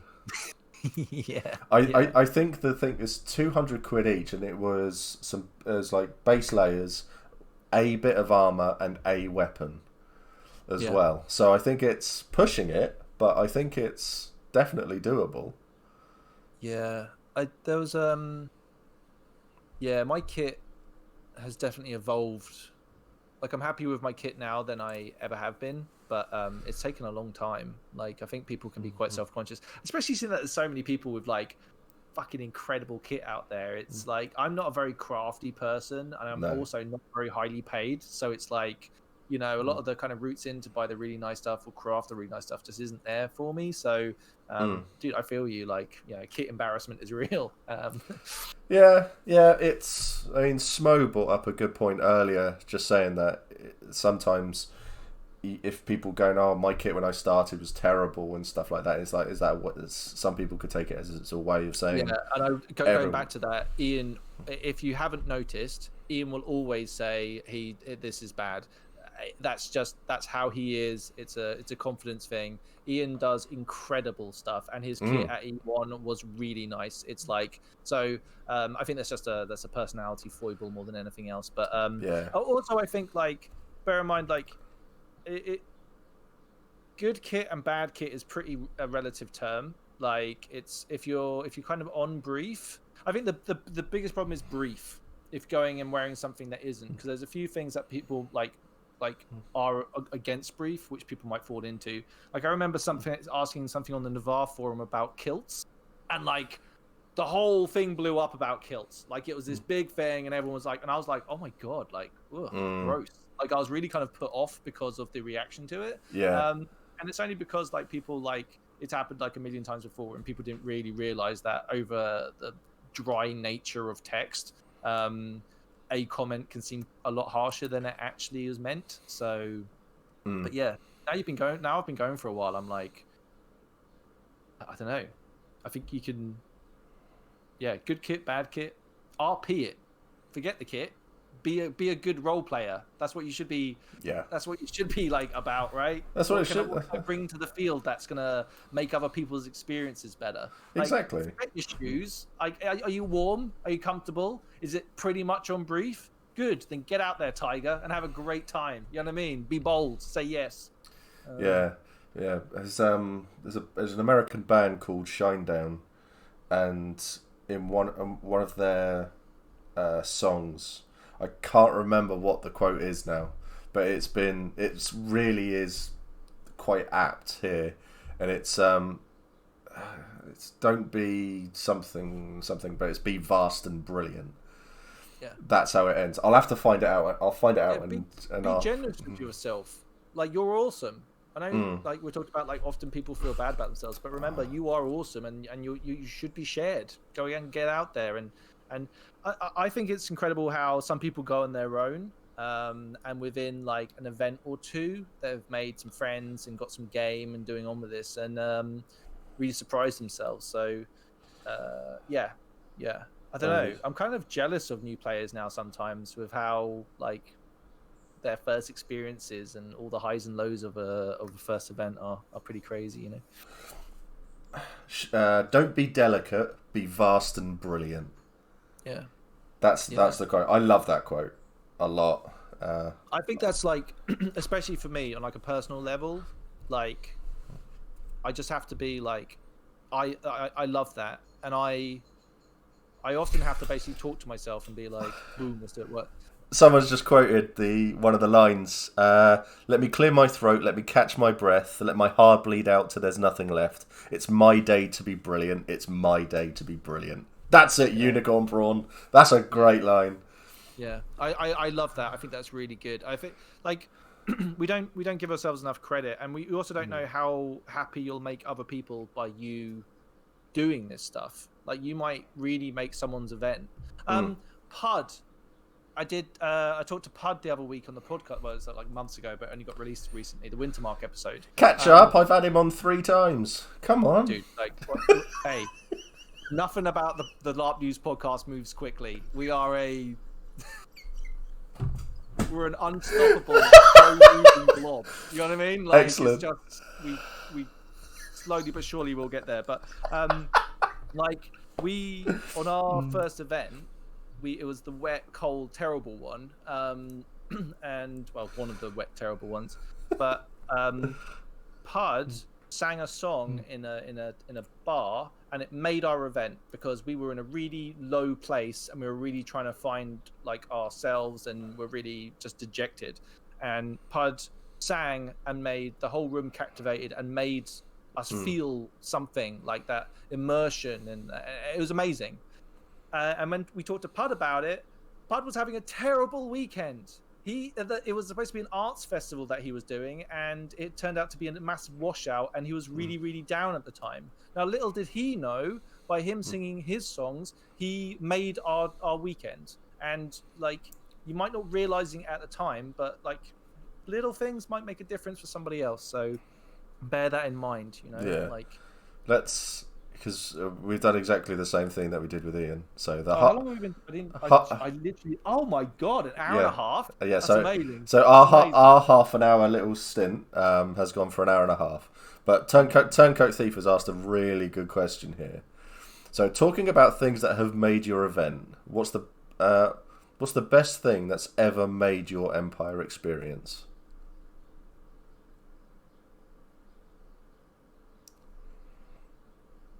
It's a really good question. Yeah, dude. It's hard to come up with like one thing, to be honest. There's lots of good things. There's one that stands out more than anything for me, and that was an in-character thing. There was a roleplay bit, and it was with Izzy. She was the general of Urizen at the time, and I was the general of the Navarre. And the Urizen brief was very much thought of at that time of don't touch us, don't come near us, we don't show emotion, and yada yada yada. We did a skirmish on the Black Plateau, and we went in to fight it. It's always a good time on the Black Plateau, man. God. I've done so many skirmishes there. We did quick tangent. We did one skirmish in there, and it lasted 10 minutes. Because we knew what we were fighting, we knew how to kill it. We went in, formed a circle around it, everyone held everything off, killed the thing, and then left. No one died. It was piss easy. It was great. Yeah. But this is the first incident of that, and it was really bad. Really bad. So all the battle refs were going up behind people and whispering in your ears and stuff like that. And then after a while, they're coming up to you and going, yeah, right, you're cursed, and blah, blah, blah, and this is what happens and stuff. And we were going on like that, and her brother. Sorry, yeah. This is a stress sheep. Sorry, sorry to interrupt. It was just the way you brought it into frame. Yeah. Like, how long has that been there? Yeah. So sorry, I'll put that down. No. And her brother was basically one of the first to get cursed, and he was going off. He was attacking everybody. And we put him down, and people were going to execute him and stuff like that. And I was stepping in, stopping them all, and just sort of like keeping him away and all of this sort of stuff because he was obviously insane, going crazy. We fought the big bad at the thing and all of his cultists, and they wiped the floor with us. They absolutely wiped the floor with us. Half the people there were being cursed now. So when we got out, the fight was then between Urizen and Navarre on the Inn Anvil. That's where it was going, and people were attacking each other and everything like that. The brother went in. It was just like little pushing and shoving. The brother drew his sword to attack, and we were like parrying and stuff like that, and we were sort of like talking him down and things. I was stopping everyone from killing him, and that went off basically. And then they managed to get him away, and half of the people who had been cursed left. And then they came back a couple of minutes later when they'd obviously been fixed and everything like that. And I'm still there screaming at everybody to calm down, separating everyone. And she just came over, and all I felt was this shove in the back. Shoved me, and I turned around, and I'm really up there. I'm like, I'm gonna kill someone in a minute. And she just looked at me, and I was just sort of like, right, okay, am I about to kill you? And she just walked, and she just gave me a big hug, and I was just like, it diffused the entire situation, and everybody's reaction was just like, okay, and everyone sort of stopped and was looking around, and I was just like, what the hell's this? And she just gave me a big hug, and she was just like, thank you so much, you saved my brother's life, and all of this sort of stuff. And I was like, oh, okay. Nice. You know, he spat in my face, right? And he literally spat in my. It was amazing. The roleplay was so intense. Jesus. And it was really, I would love for someone spit in my face now after 2020, man. Oh my god, yeah. I can't wait. But she came up, she gave me a hug, and it was just like, and everyone was just sort of like, wow, and that was it. And ever since then, there was like that. There was a connection, and it was sort of like, if anyone said anything out of turn towards her, and she would be stood there, and all of a sudden there's like 12 Navarre sort of making their way to stand behind. And it was like, I've been in arguments, and I've turned around, and she's been stood there with 4 sentinels. They're all like weapons drawn, and it's like, shall we kill him? It was like, I'll do it later. And stuff like, and that role playing, the connect, those moments of immersion are like the best. Like for me, I think like I could answer with stuff like Sam doing my story at Songs and Story with my death. That was pretty exceptional. I ran for a ambassador position, so I stood up in the Senate and had to try and do that, and that was really amazing. But it's loads of little things like holding the line, like barking orders, being brave, like all that stuff is incredible. Like I went on a new player skirmish, and I like helped make a shield line, and they help each other move forward and work together as a team, and it felt really really amazing. Like getting my future like fortune told by tarot cards by an orc in Varushka. Like these things, these little moments of interaction with strangers and friends is for me why I love it, and I keep going back for more. Like if like when we talk, we go into loads of detail on the podcast, but I don't mention half the stuff that happens, and some of it is deliberate because I just want it to be mine and the person I shared it with, right? Like we don't tell every story there is to be told because there's too many, and I just, dude, I love it. I absolutely love it. Yeah. So we're at 2,250 now. Hey, good job, team, and plus 30 for plus 30, which I'll get around to once I finish the stream. So. Andy, I'm so sorry. I'm such a twat. I'm really sorry. It's like, oh, awful. Yeah, God, I'm gonna have to go and fucking. I'm gonna beat myself up about that so badly that I'm just gonna have to try and like get past that. But yeah, I'm really sorry, Andy. No, that's all so cool. That's some great stories. Thank you, Steve. Thank you, Dave. No worries. I love telling. I love to tell stories. Thanks for listening. All of you, thanks for listening. Yeah. Thanks for listening to the podcast, by the way. If you're a podcast listener, really appreciate it. Thank you so very much for listening. Yeah, I think that go across the board. I mean, putting up with the streams, the podcasts, and the Orc Planet videos when they're all coming out, and it's being there for all of us, really. I mean, you've got you, Ian, Bungle, there's someone else as well, isn't there? Is there 4 of you?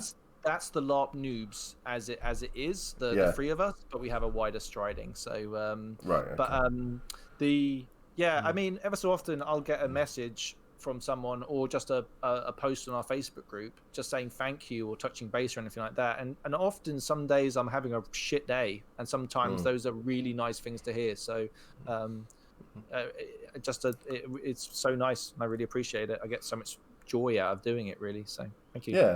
Yeah. Definitely. So, and it's I love doing this. I really, really do. And it's got it's gonna absolutely piss down here. Okay. I've actually got I'm working night shifts at the moment. I'm doing like over a week and a half of solid night shifts. So it's been really nice hanging out and chatting, really, because I haven't had much chance recently. Yeah, when we're able to meet up and that, I've got another large project that I need to work on.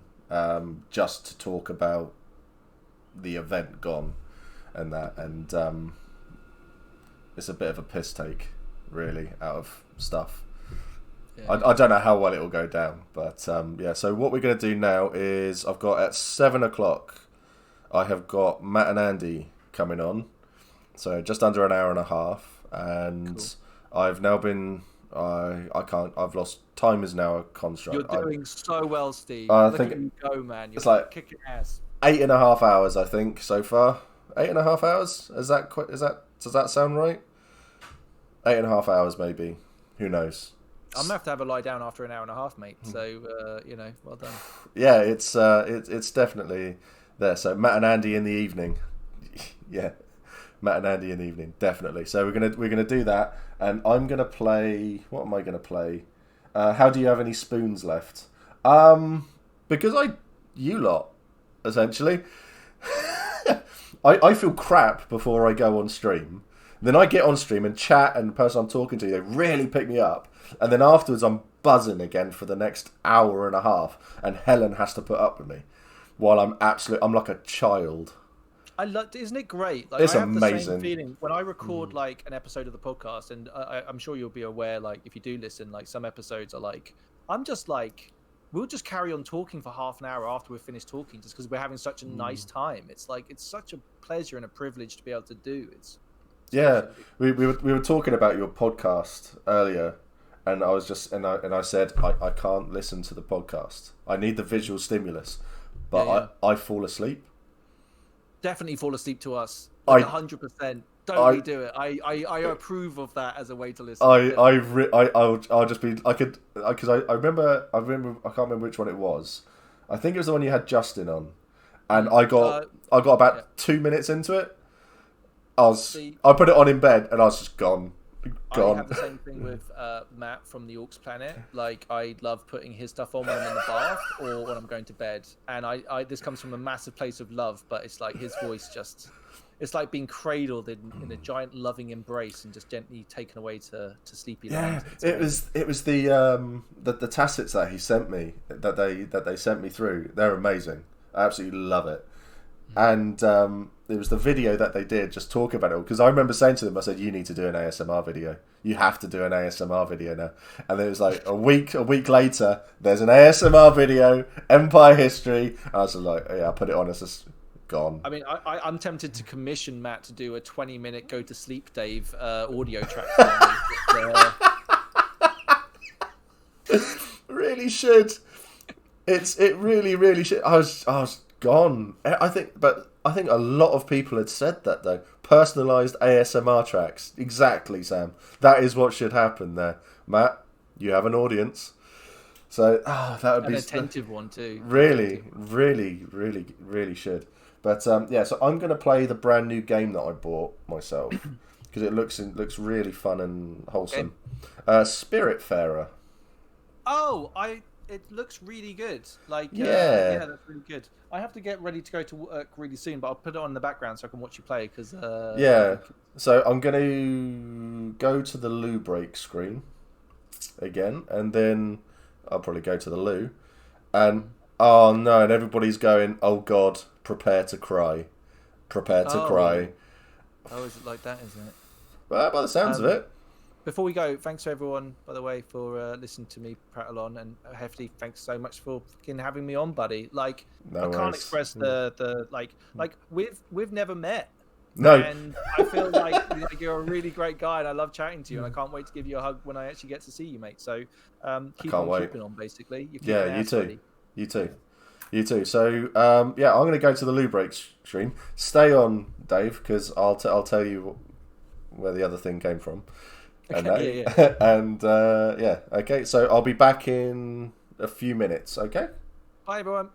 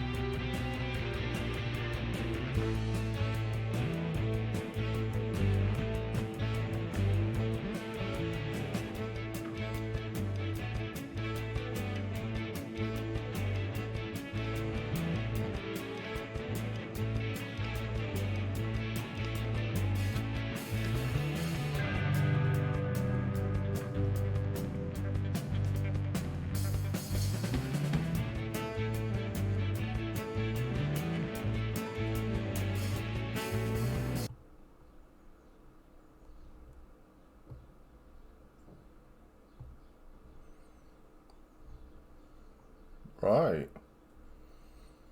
It's looking for a game to capture.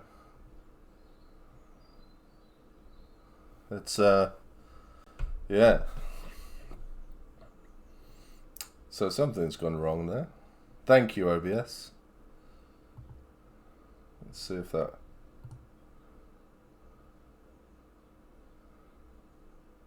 No? Oh, it has come up. Oh, that's good. So, Seafarer. We've got some time. Hour and 10 minutes on this. What are we up to? 2,320. Wow. That is amazing. That is so cool. Oh, so pleased. Andy, everyone is showing the love. Right, if we get to rename people or anything like that, we'll do that. New game. I hope everybody can hear the game all right and stuff. Can hear me okay?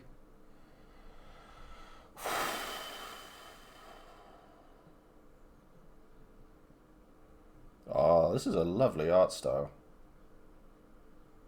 Make sure you do the voices. Right, okay. I'll put voices on. But they're not going to be taken seriously, and this seems like a very serious game.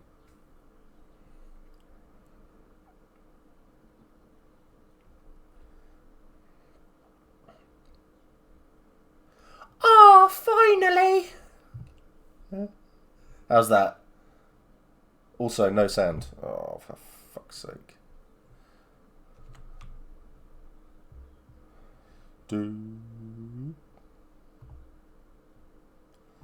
That should hopefully have sorted it.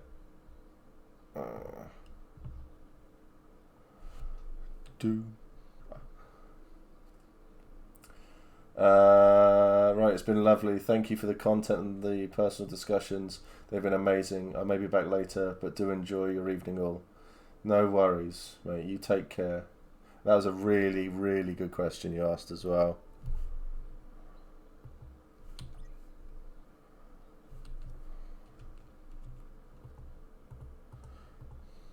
Has the game frozen? Ah, okay. I thought for a second you would never wake up, little one. The voices have changed. How ironic that would have been, would it not? I'm Sharon. The Spiritfarer. Ooh. Well, that is what I would have been until your arrival. That is what I have been until your arrival. And Helen's here, and I'm on a second wind. Can you all hear the game now, or shall I bump up the game audio a bit more?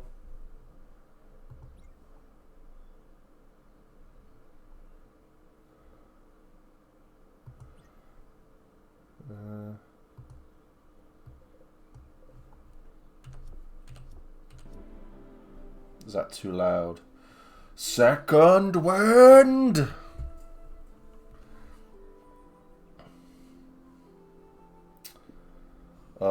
Remember when that was a call at Empire? Oh, I know. I'm afraid you'll have to pick up things where I left them. It is, after all, my very last day. And you are? Stella.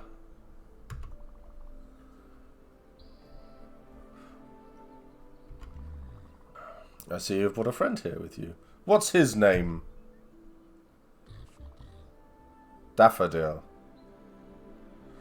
Is that a cat or a dog? I can't tell. You two will share the burden then, and take it over from me. The cat was, or the dog, or whatever it is, the cat dog, the cog, was looking at it going, what the fuck is this? And I'm going to go to sleep. As I said, in a few minutes I will be gone from this world, and that is why you are here. You will be the new Spiritfarer. Your task here will be far from easy, but simple nonetheless. Go fetch the stray spirits stranded on the islands, and when they are ready, bring them back here. Dying souls can't pass away on their own. You'll help them fulfill their last requests and be at their service until their last breath. Wow.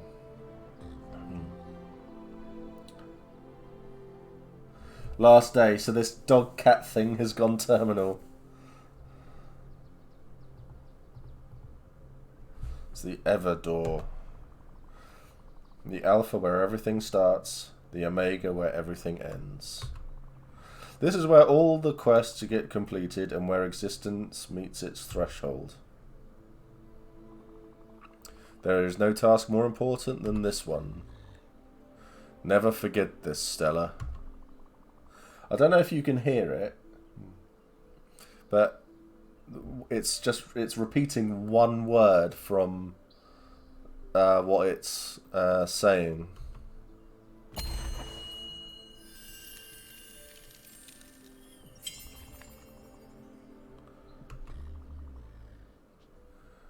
Oh, Everlight. The symbol of your status here and the only tool you will ever need. Wait, what do you...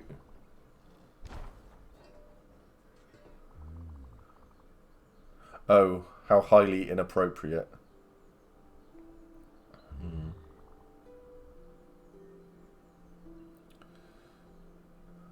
Well, that's...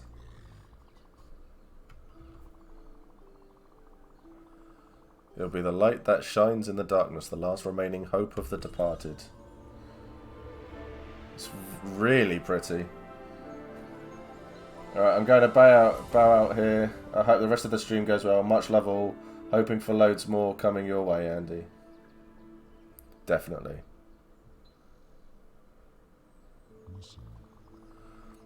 Hope is a flame that light never falters, the beacon of eternity. It is heavy and inconvenient, but there is no greater duty than this one.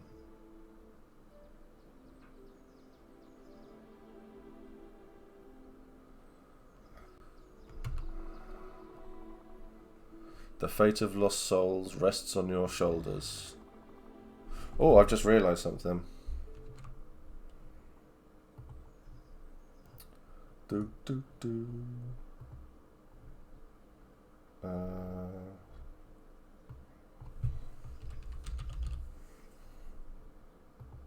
Need to change that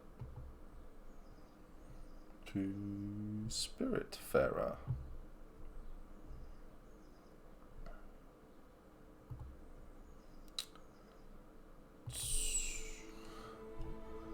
Look, I was overwhelmed too at first. Just try to keep your focus. Take it one step at a time. But not sideways, because you'll fall off the boat. You'll soon get used to this place. Oh, right. An hour. Spiritfarer. One last thing. Once I am gone, you'll have to find a ship of your own. Mine is not suited for you, and it will fade away once I am gone. You might find one not too far from here if you keep rowing in the right direction for some time. Probably. It's time. Here I go. So long, Stella, and good luck. You will need it.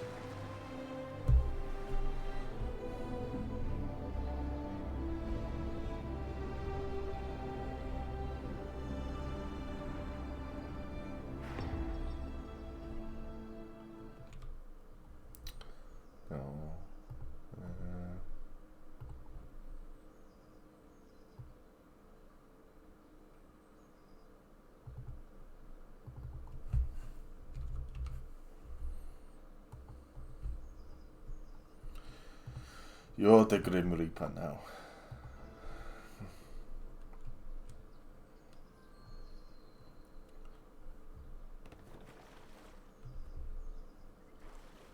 I'm not doing nothing.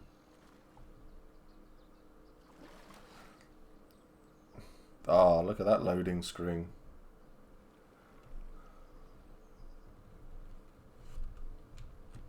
Ooh.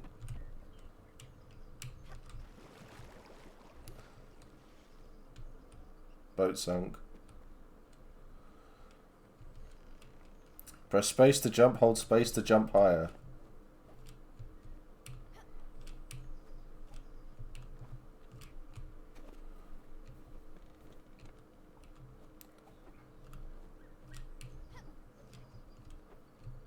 Oh my lord.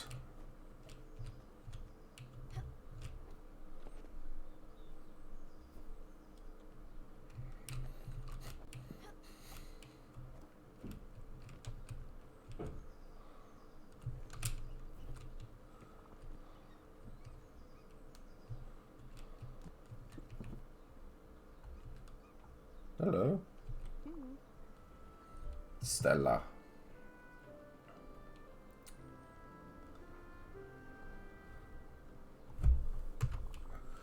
It really is you. Stand up straight and let me get a look at you.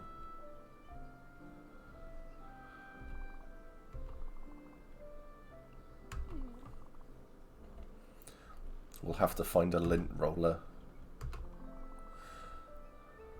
It might not be that obvious after all. It's me, Gwen. Stefani? Good thing you found me. But if you're here, it means, oh, you are the new Spiritfarer.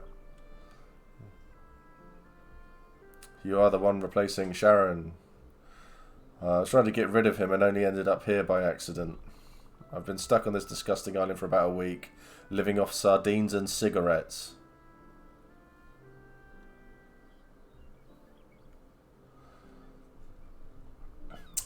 This game is Spiritfarer. And it was on that level that Steve was stuck for 4 years.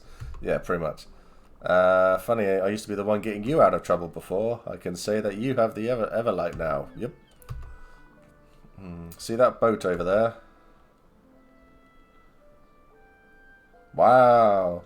Huge. That's the one.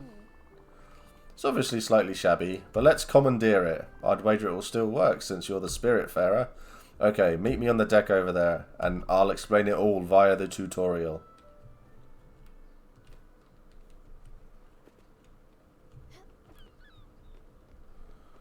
Whee!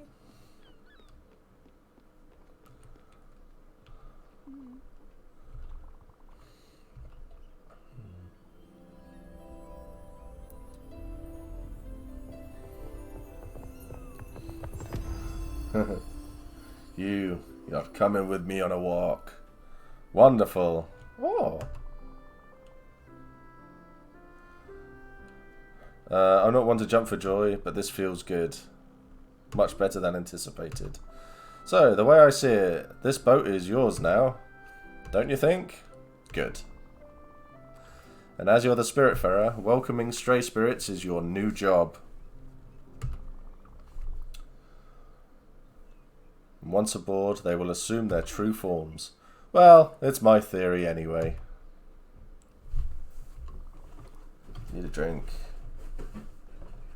Why are you looking at me like that?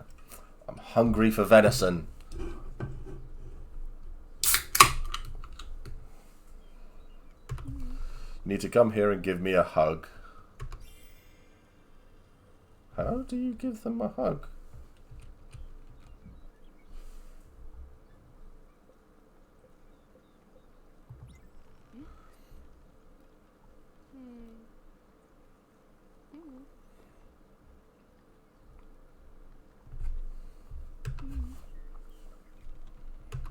Hugs. I love venison.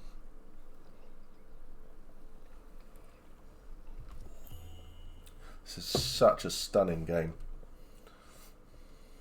My rabbit hides have turned up. Awesome, Dan.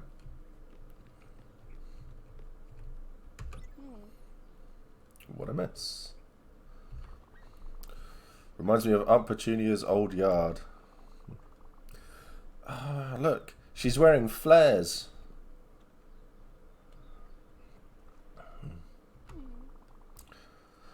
Or a vital impossibility to get rid of anything. At any rate, we should do something about this. My dust allergies will be back. Let me think. There's only one way to clean this up. You have to meet Albert.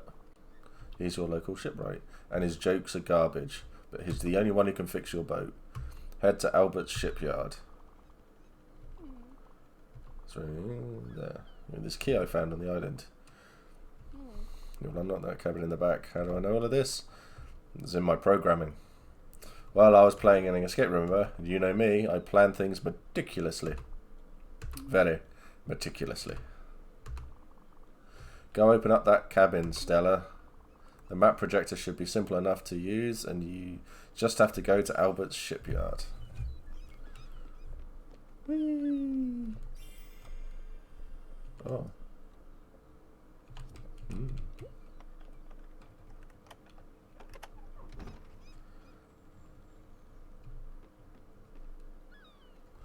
The cat's up there. Ooh.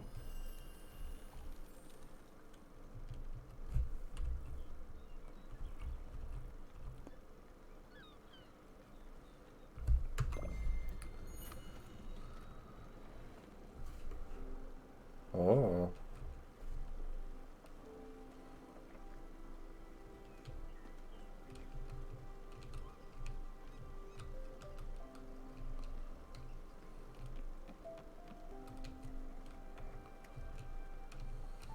Whee!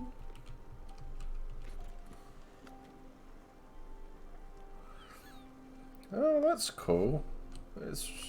Phil001 donated £10. You deserve a little recognition for having the biggest heart. Aww. Thank you, hun.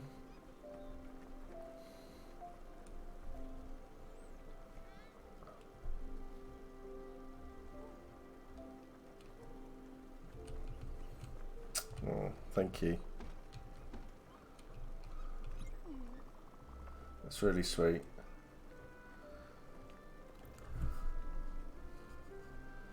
But if there are people here who haven't donated to Andy yet, if you could go and give what you can, because it's for a really good cause. Explains why I couldn't do anything by myself. You must admit it's quite fascinating. It's alright. Look, I know you must feel overwhelmed. Sharon, the Everdor, the Spiritfarers, this place, the boat, we belong here. There's a lot. You must be wondering what is going on. Truth be told, I don't know. Everyone needs a Helen. Exactly, Becca. Everyone needs a Helen. But I'm here for you. I'll do my best to help you and try to make sense of it all. As I said earlier, I wanted to leave by myself, but somehow I just couldn't. Now that I see you, I think I know why. I'll give you some space for now. Don't hesitate to explore the ship. You can even give that fishing rod a try.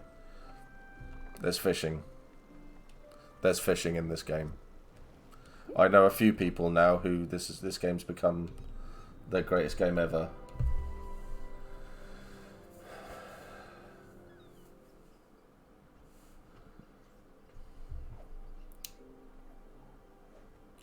Oh yes, me and Steve have a thing for my donation, but it will be there. The problem with that, Carl, is obviously you gave me your limit on that for every dislike on the YouTube. There were, I think 27, 28. So, yeah. So...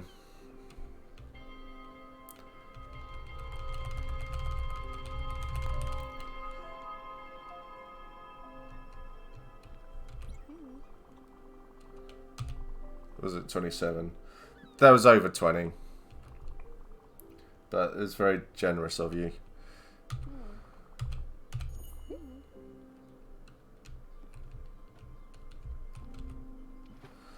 Sploosh!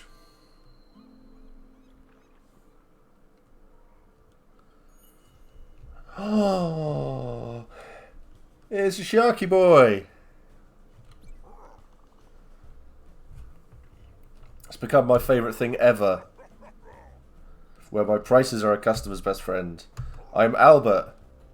Are you a prince?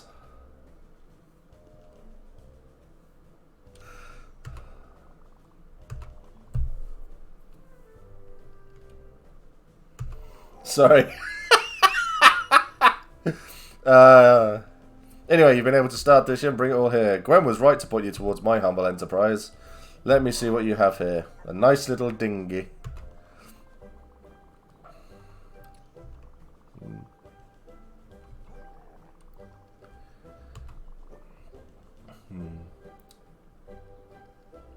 Thanks, Joe. So I built him a newer, better one. Of course, he would never abandon his previous boat. Old habits die hard. But don't worry, you can keep this one. Let's just call this a loan. Let me tell you something. You know we always joke about the constructions here? Don't worry, we're still working on it. It's amazing. Steve was so proud of that joke. I really was. Anyway, with a little bit of love, this bird will be resplendent again.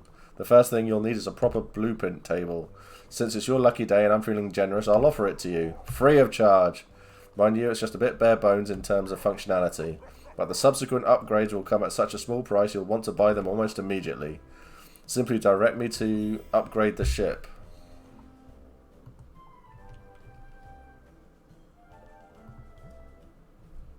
Ah.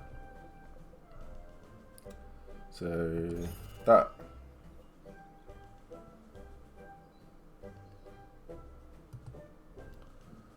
Okay, is that it?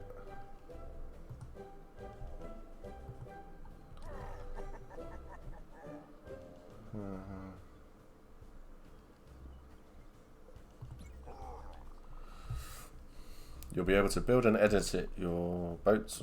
Yeah, what a treat. But if you really want to upgrade your boat in size and in pleasure, I'm your guy. Come back when you feel your boat is getting too crowded. Cheers.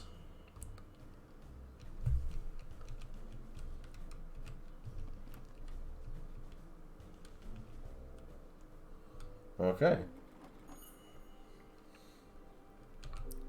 Finally.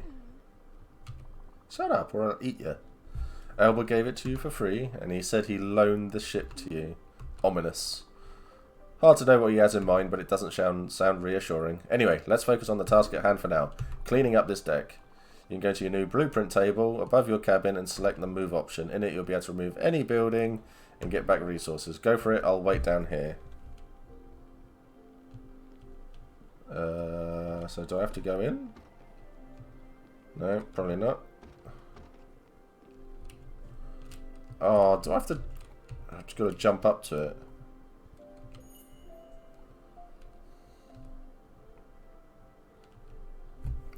So... Edit.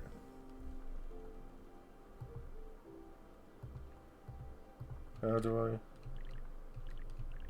Oh, right, okay. Salvage.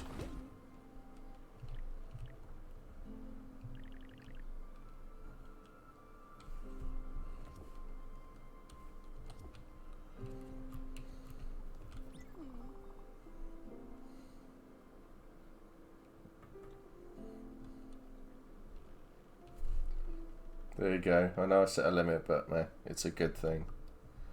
Let's have a look.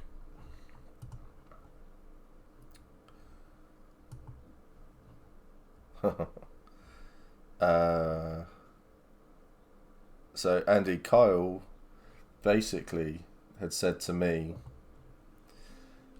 that for every dislike I had on my YouTube channel, he would donate a £5. He has just donated 135 quid to you.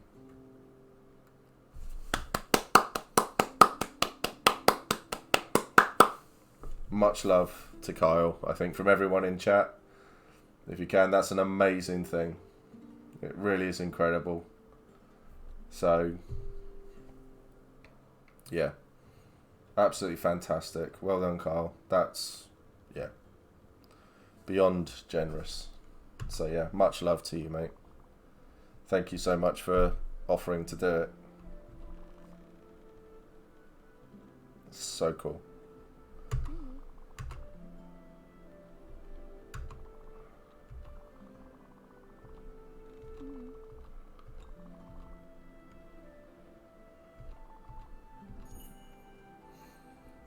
Oh, I missed all of that. I don't know what I'm doing.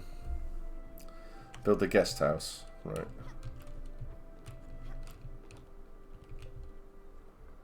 Build.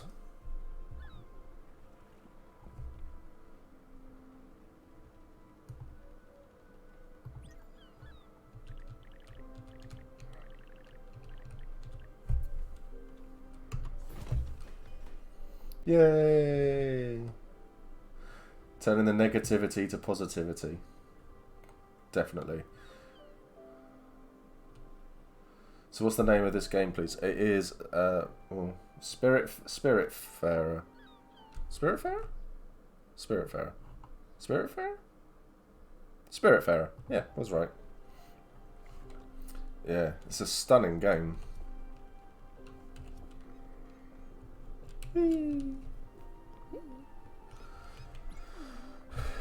Guest house is very pretty.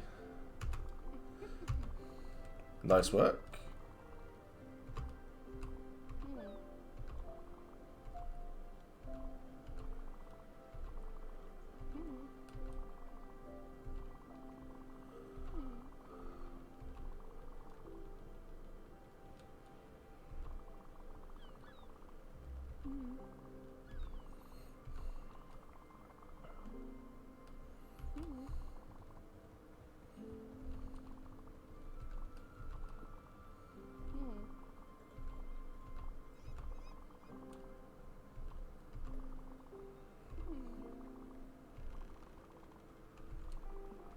Mm-hmm.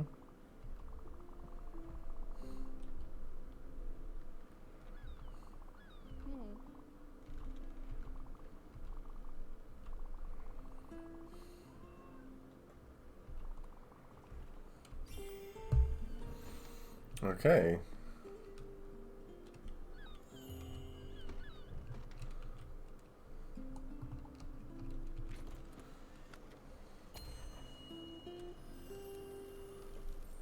Ah.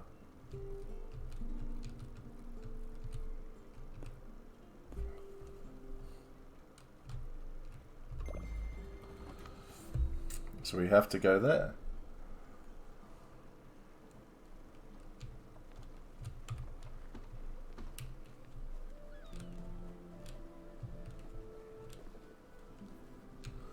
That's cool.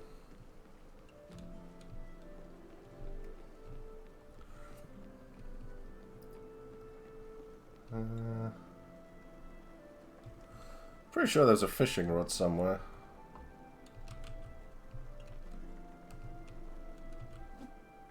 Oh.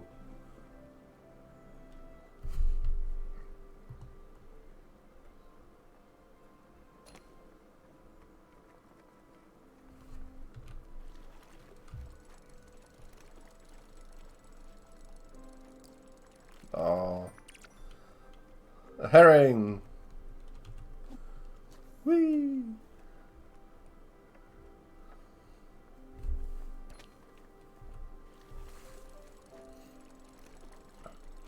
This game's beautiful. It really is.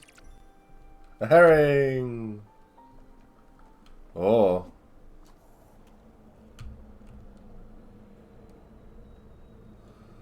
We're in the bad place.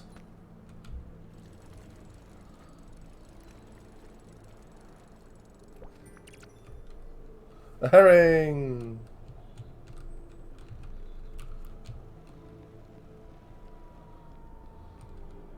Here we are. Damn. Here they come.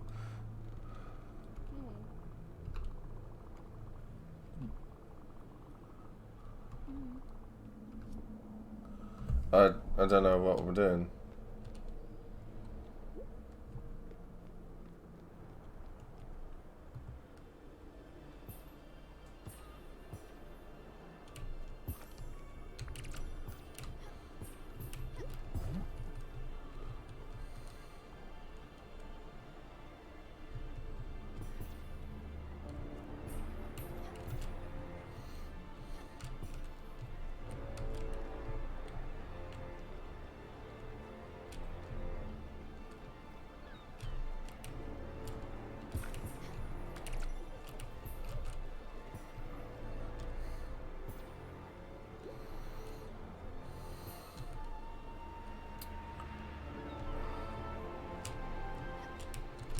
Ooh. How many bright jellies did I have to get? Do you remember?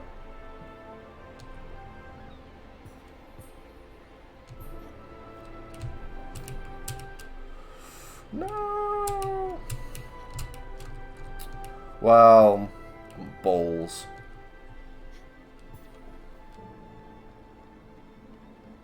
Oh, look at them all.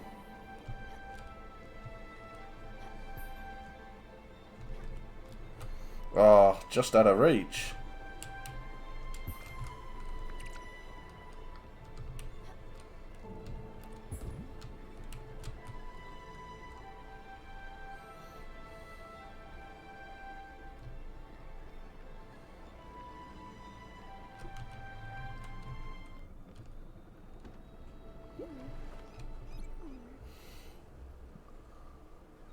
Okay, Jay, no worries, mate. Let's get stuff out. That's all good.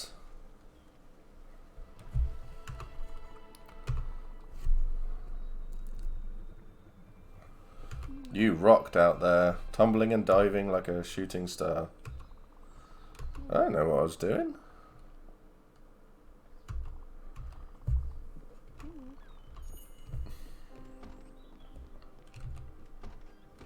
Don't know what I did that for.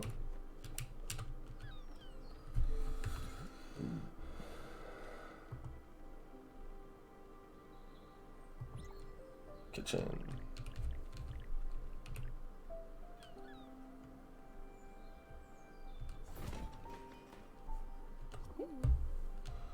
Lovely kitchen.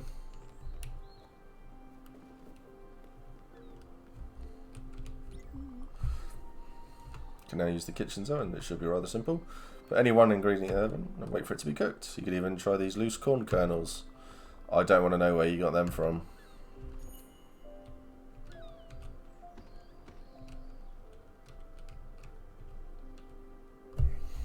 Cook recipes.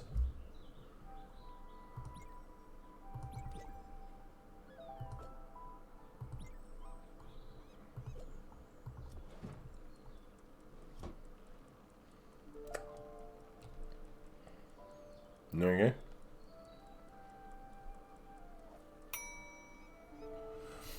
Ding.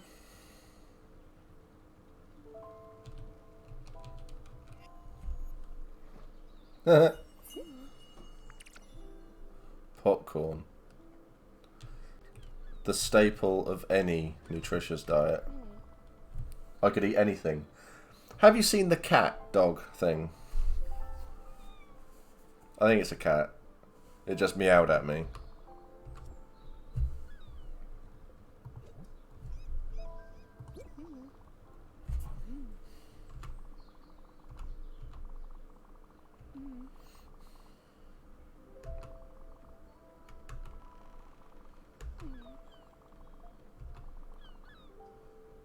Dive for a cup of coffee.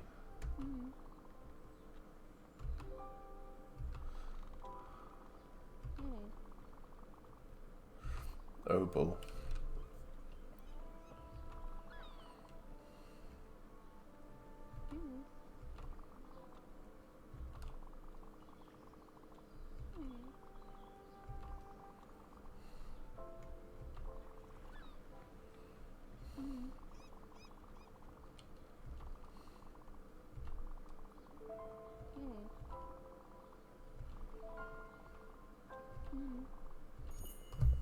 Okay.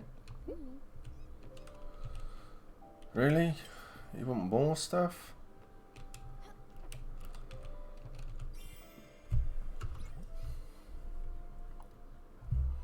Garden.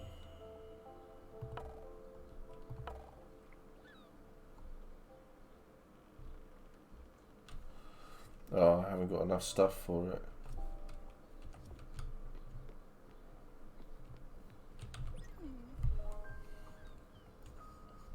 Looks like a cat. Cat, I think. Yeah.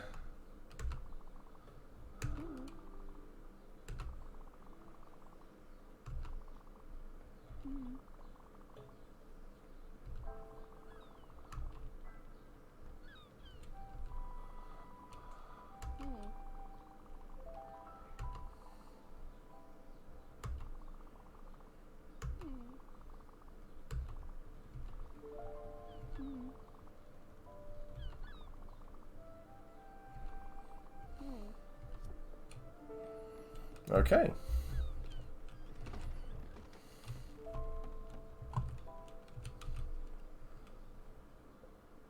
Yes. It's really chill, this game. So chill.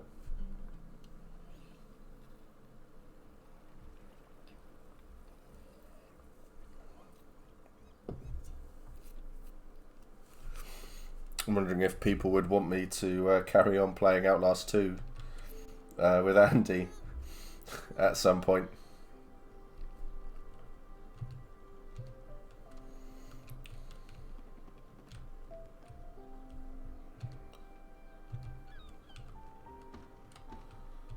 Oh, have I got to wake them all up?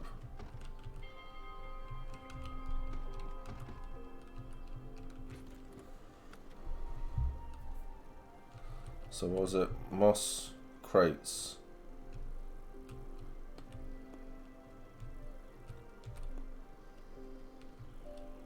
So, or do I go and get these?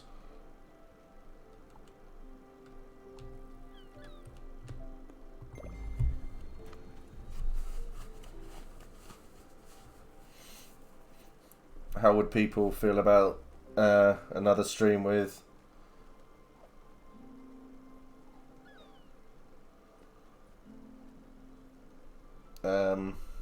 Andy playing horror games?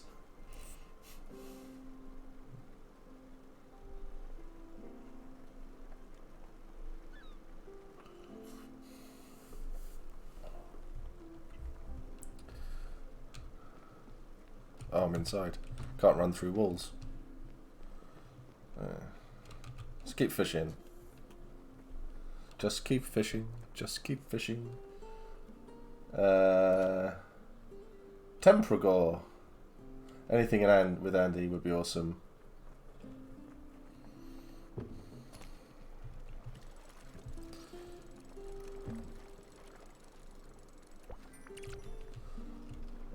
Okay, so how do I get...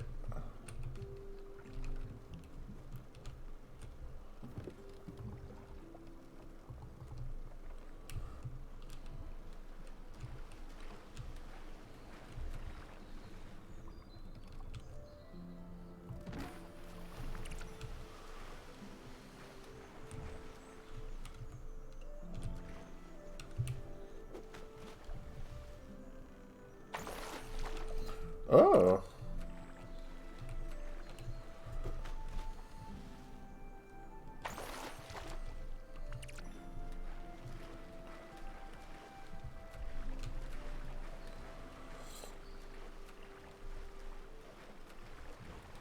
Always more chats. We'll have a look and see what we can do.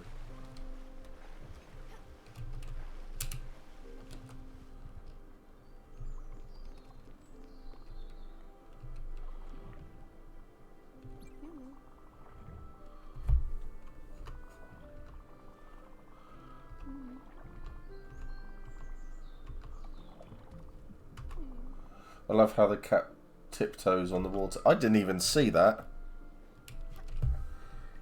Let's go and jump in again.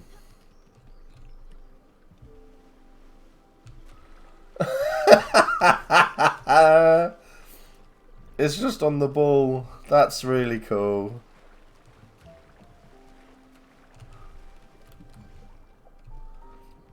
Oh, I like that.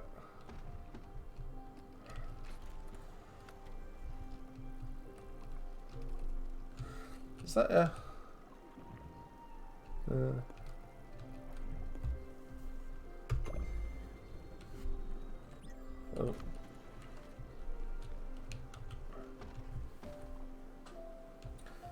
Hello. What do you want? That's awesome.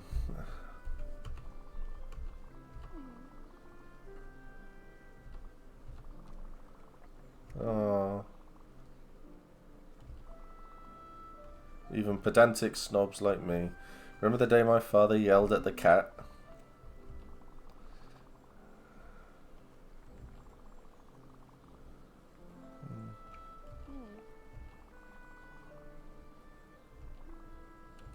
It was rad.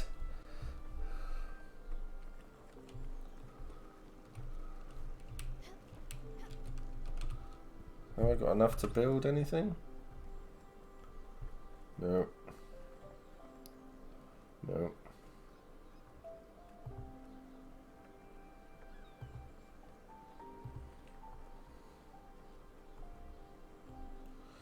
A field and a garden.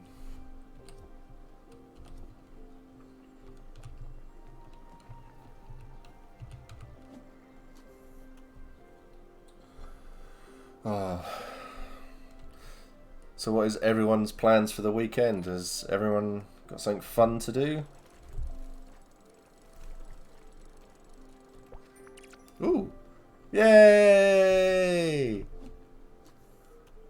I've been waiting for an old shoe.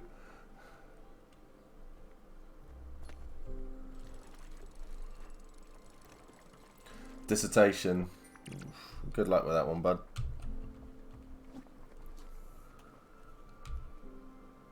Oh.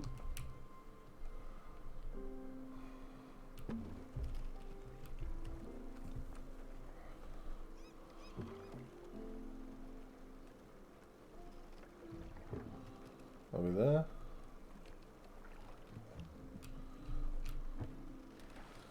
Splish.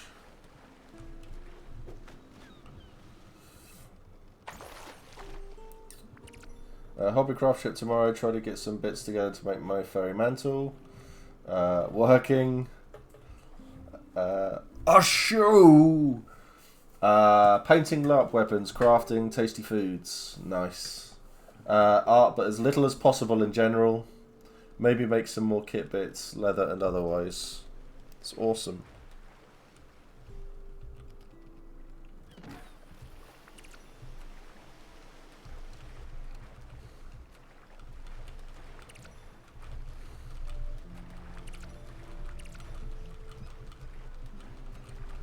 Oh. I can tidy up the ship. Oh, I didn't realise that.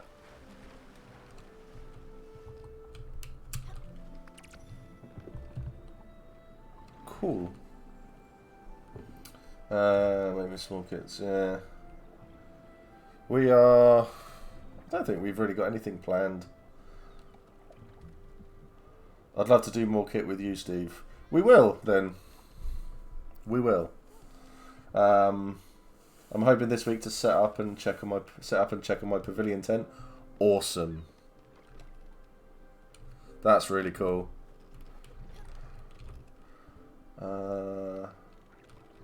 Uni work and embroidery. Yeah, kit. Yeah, we'll have to do some more kit because Helen bought me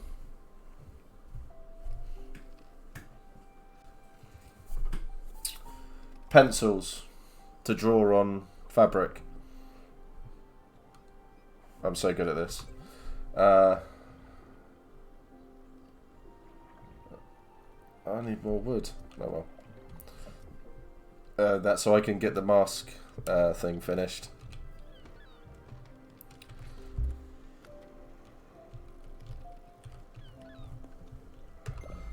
Alright, let's go there. Fabric pencils are always good, yes. So we've got some of those, and then I need to do more. Well. What do you want, dinner? But yeah, we'll have to get some more kit streams done.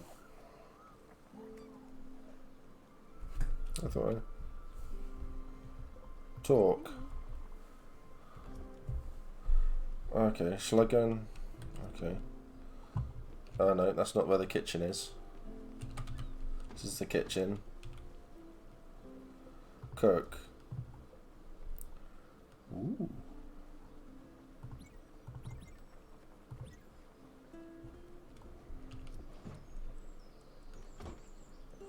Oh my god, they're taking ages. What's the time?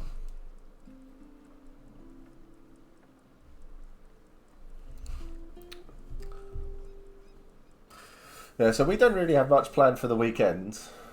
Me, Helen, and Lil. So, but on Monday, we got a really busy day. So back to the gym. for one. We also are going to go and look at a wedding venue, so that we can see what that looks like and see if we want to do that there. So I know, right?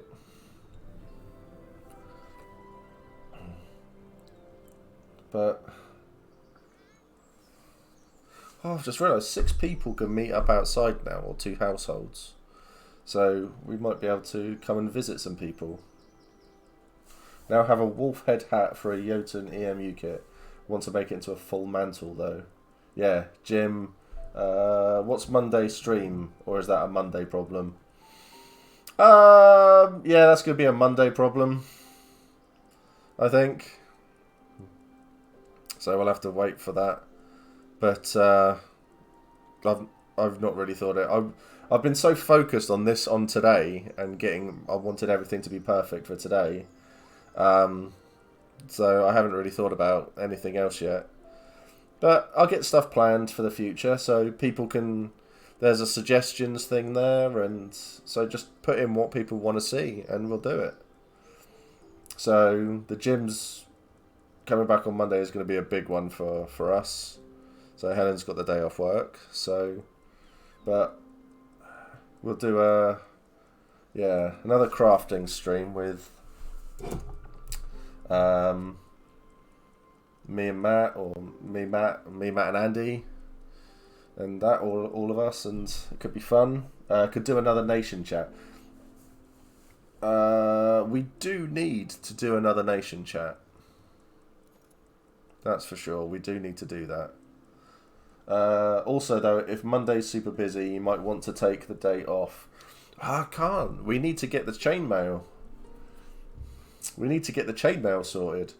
Because think of it like this as well. Because we're boosting Armchair Armories here with this chainmail, and that's all going to go to helping Matt and Andy as well. So we'll do as much as we can. Yeah, want to do this. But yeah, we'll see what we can do nation-wise. I mean, funnily enough, I should probably do a Wintermark one, but I'd focus on the Suak, the Calavesi, and the one no one likes. So, oh, the fish is nearly done. Ouch. Because on Wednesday we got the trading stream. So that's got Chris and Alex in it. So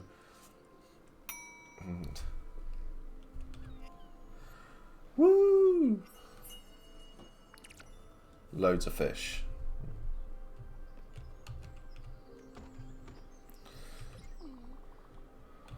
Do you want fish?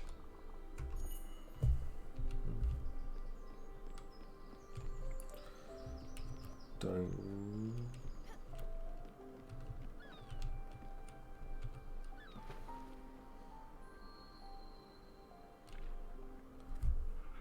The island's the other way. Okay, that's fine.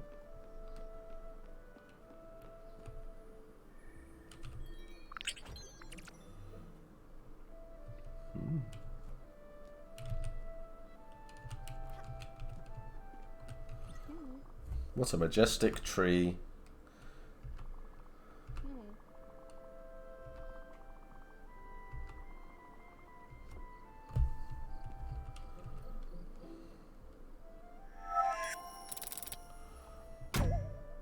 Watch the cat.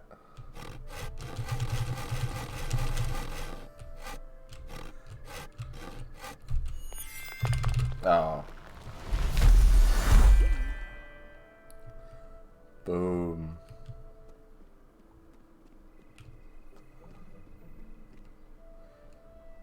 $2,555 on the fundraiser. It was Friday. It got moved to Wednesday due to commitments.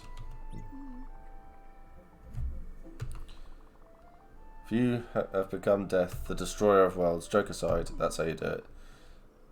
You go on ahead cutting down more trees, then you go back to the boat and build a field with all those maple logs. I'll be on the next raft.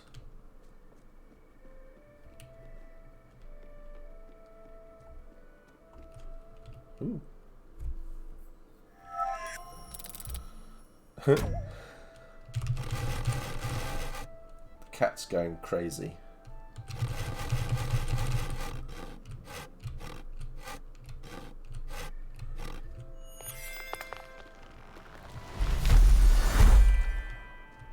It's such a simple thing.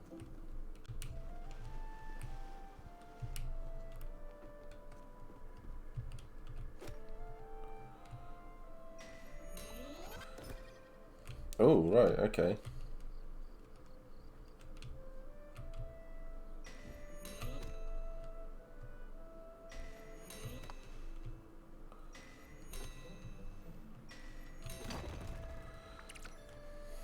Wow.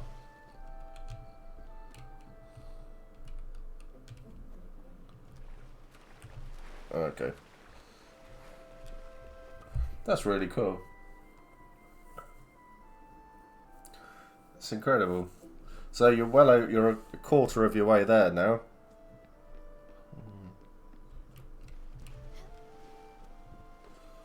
What's the time?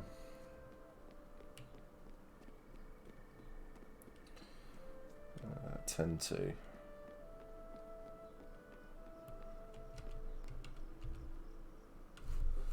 Right.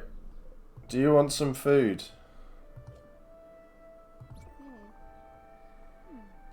That's cake. Where did you get cake from? Did I make fish into cake?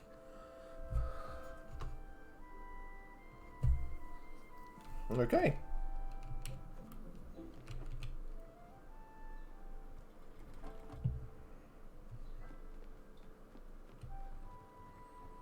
Sleep on the sofa. Alright, let's build a field. Oh, okay. Oh.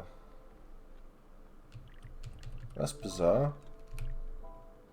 So it fits in perfectly there. Let's go back.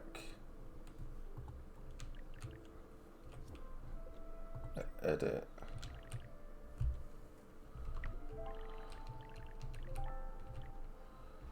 Let's put you there. And ooh, the field there. There we go. I love the stag's energy, such sass. Right. So I can plant things then. Oh, right. Corn, coffee, and linen. So let's go for corn, because I've only got one.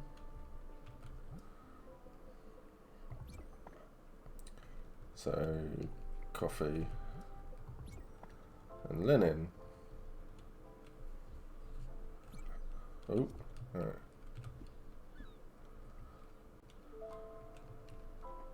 How do I water it? Who knows? Because I certainly don't.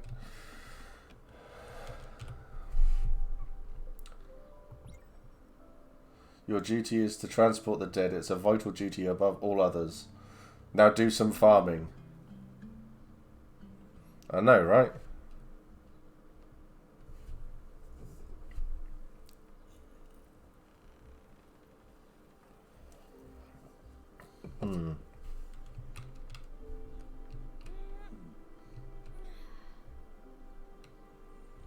Side quest? Don't mind if I do.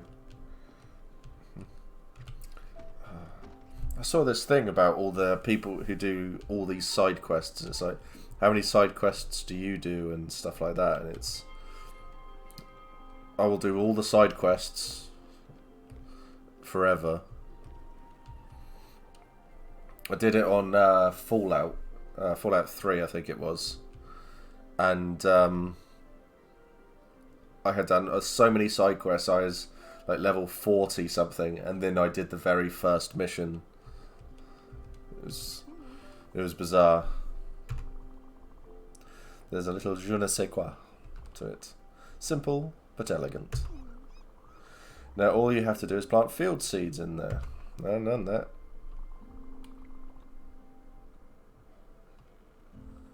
Oh.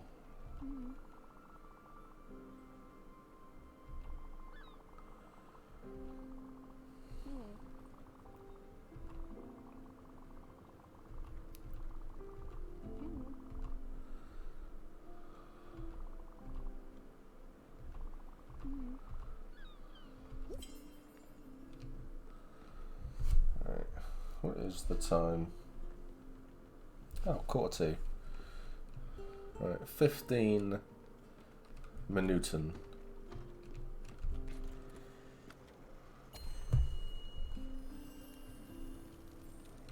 Ooh. Zoom out. Wow, this place is huge.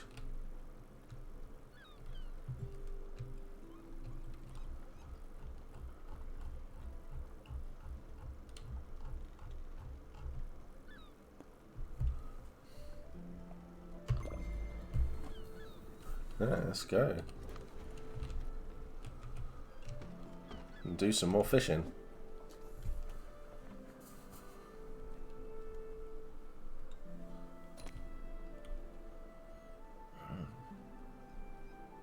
I hope everyone's had a really nice, chilled day.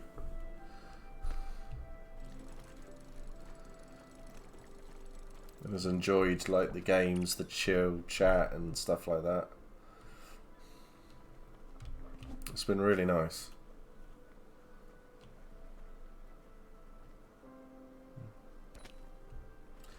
Got to yeah, a massive thank you to Helen and to Lily for being so patient and putting up with me doing this. So really nice of them, because I've commandeered the living room for this. So patient, yeah. It's been a lovely day. Thank you so much for putting everything together, Steve, and the mods. I've trashed the bedroom. Oh, excellent. Thank you for showing me new games. Yeah, we've had a bit of a mishmash here of games, haven't we? We've gone from Outlast 2, which was quite funny, to this. It's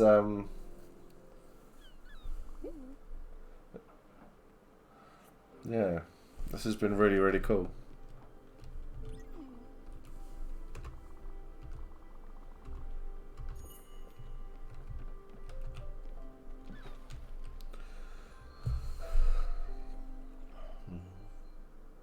I like this a bit more. Yeah. I know what you mean. Ooh. Lots of spirits.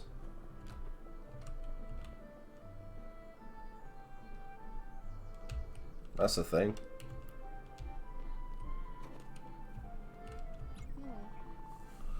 Take a good look at this shrine. Simply stunning.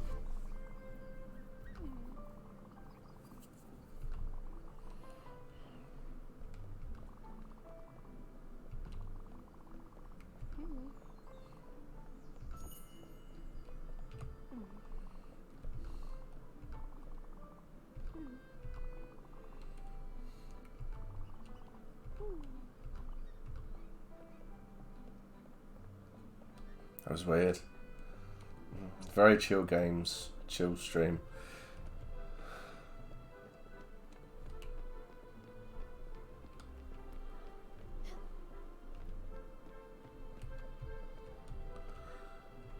Wow.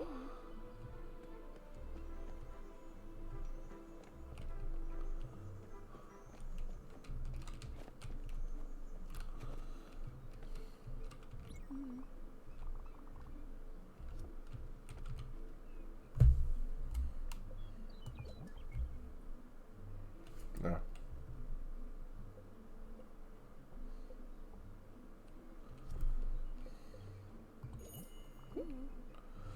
Ooh.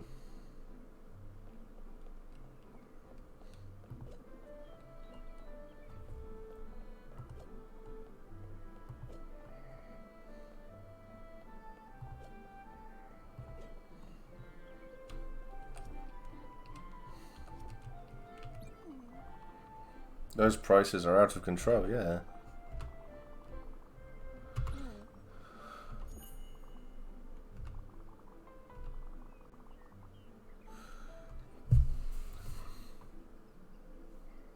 You should be ashamed of yourself, you trash panda. People like you are the reason we have middle fingers. Love it.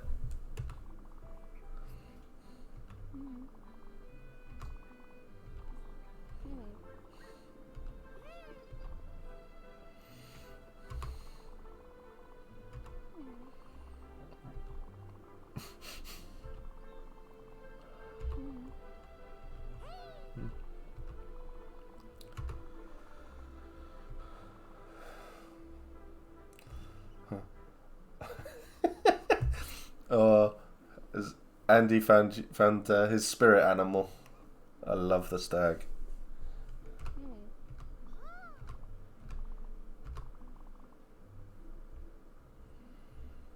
Wholesome stream. Please don't scold me anymore. Oh, discount.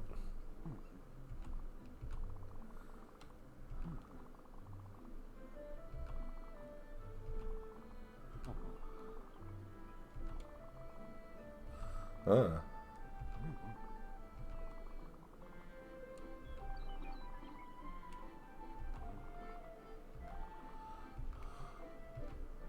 Upstairs crew forever.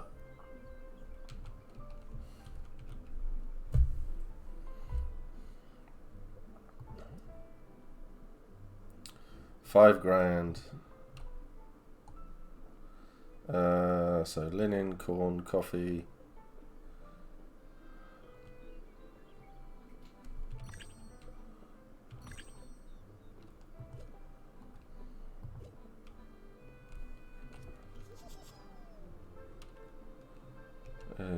He's a happy one now. Right, is that it?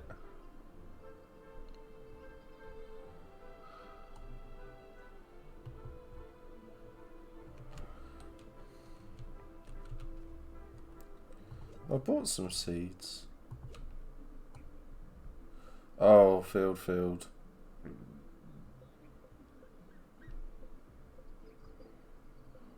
Then, oh, there you go. There you go. I've done stuff.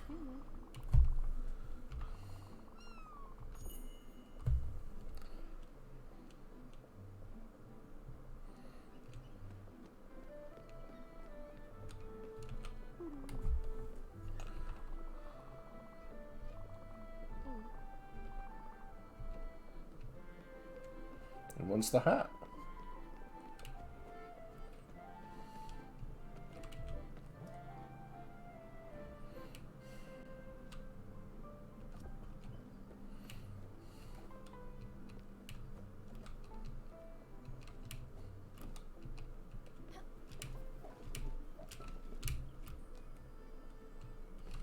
Hello.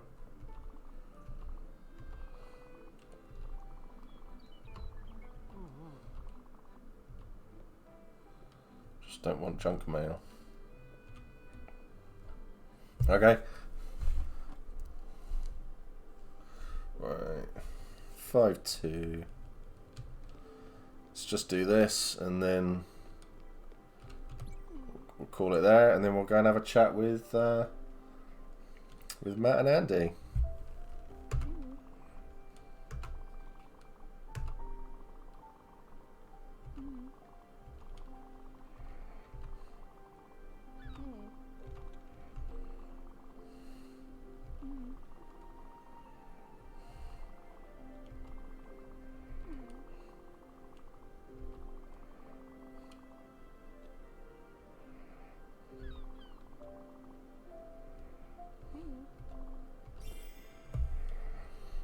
Oh, okay.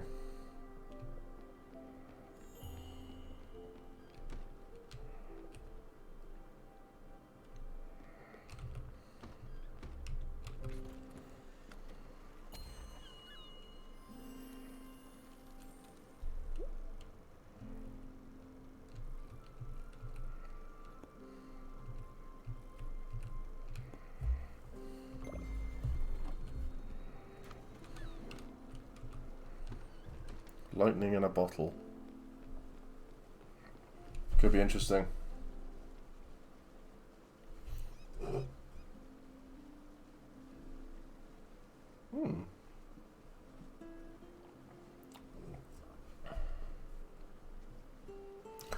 The music on this is so chilled.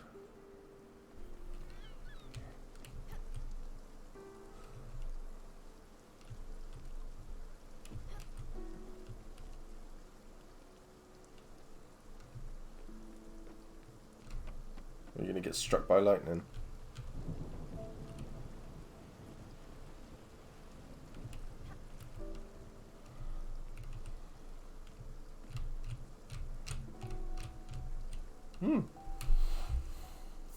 Did chat just drop out?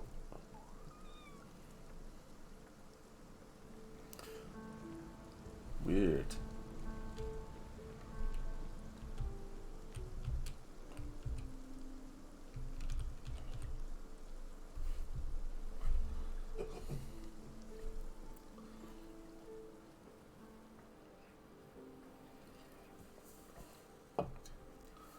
Alright.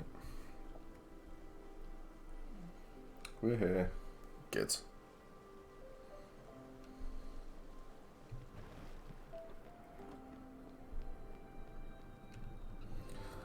Barkenshime Creek discovered.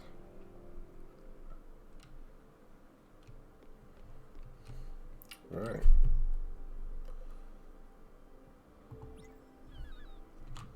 Save and quit.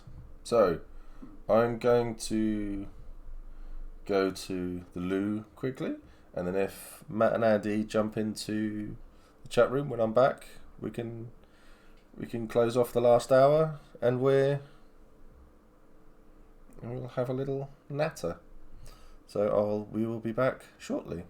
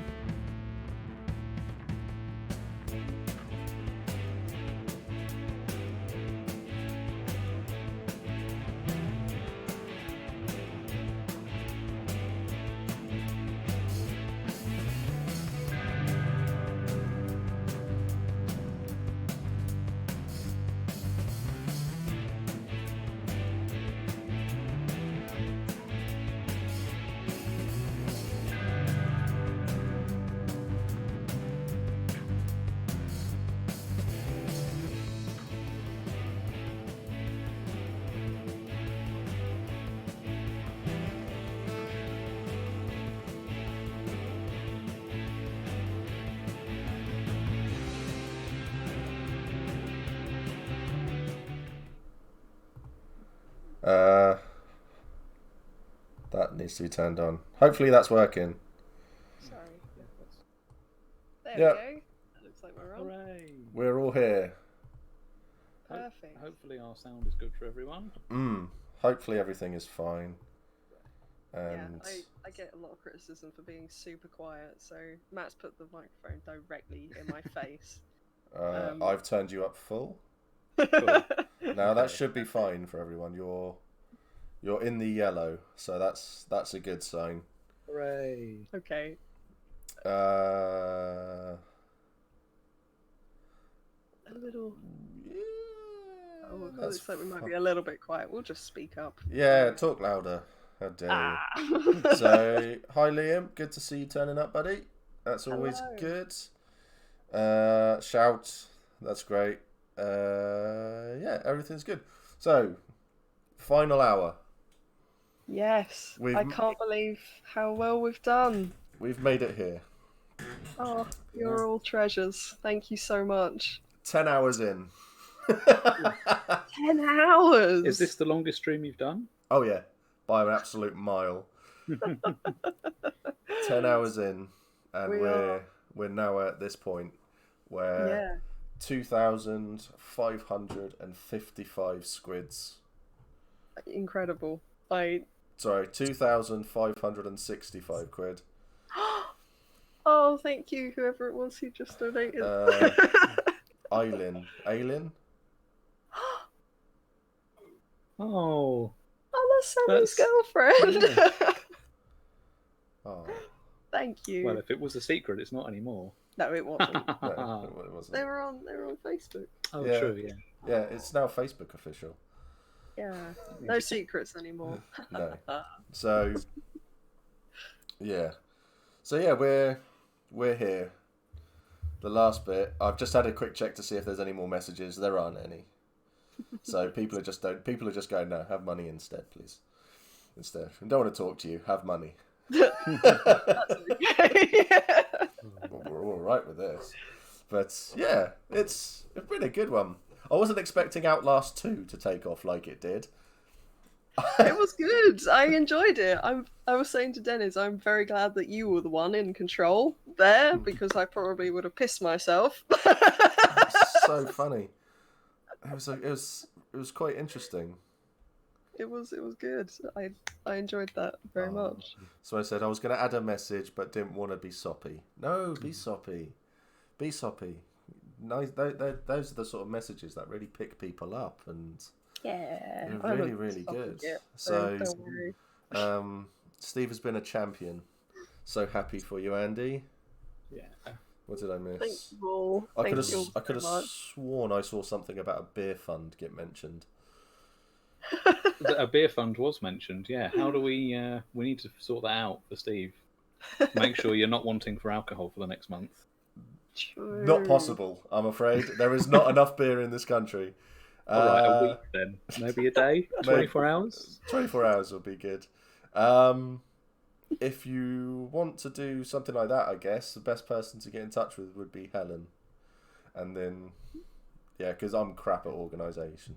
I can't organise anything, so... I mean, I don't know. I mean, you did pretty well today. It's gone quite smoothly. well, I mean, no. we missed out like a quarter of the things that we were supposed to do. But There we that's go. fine.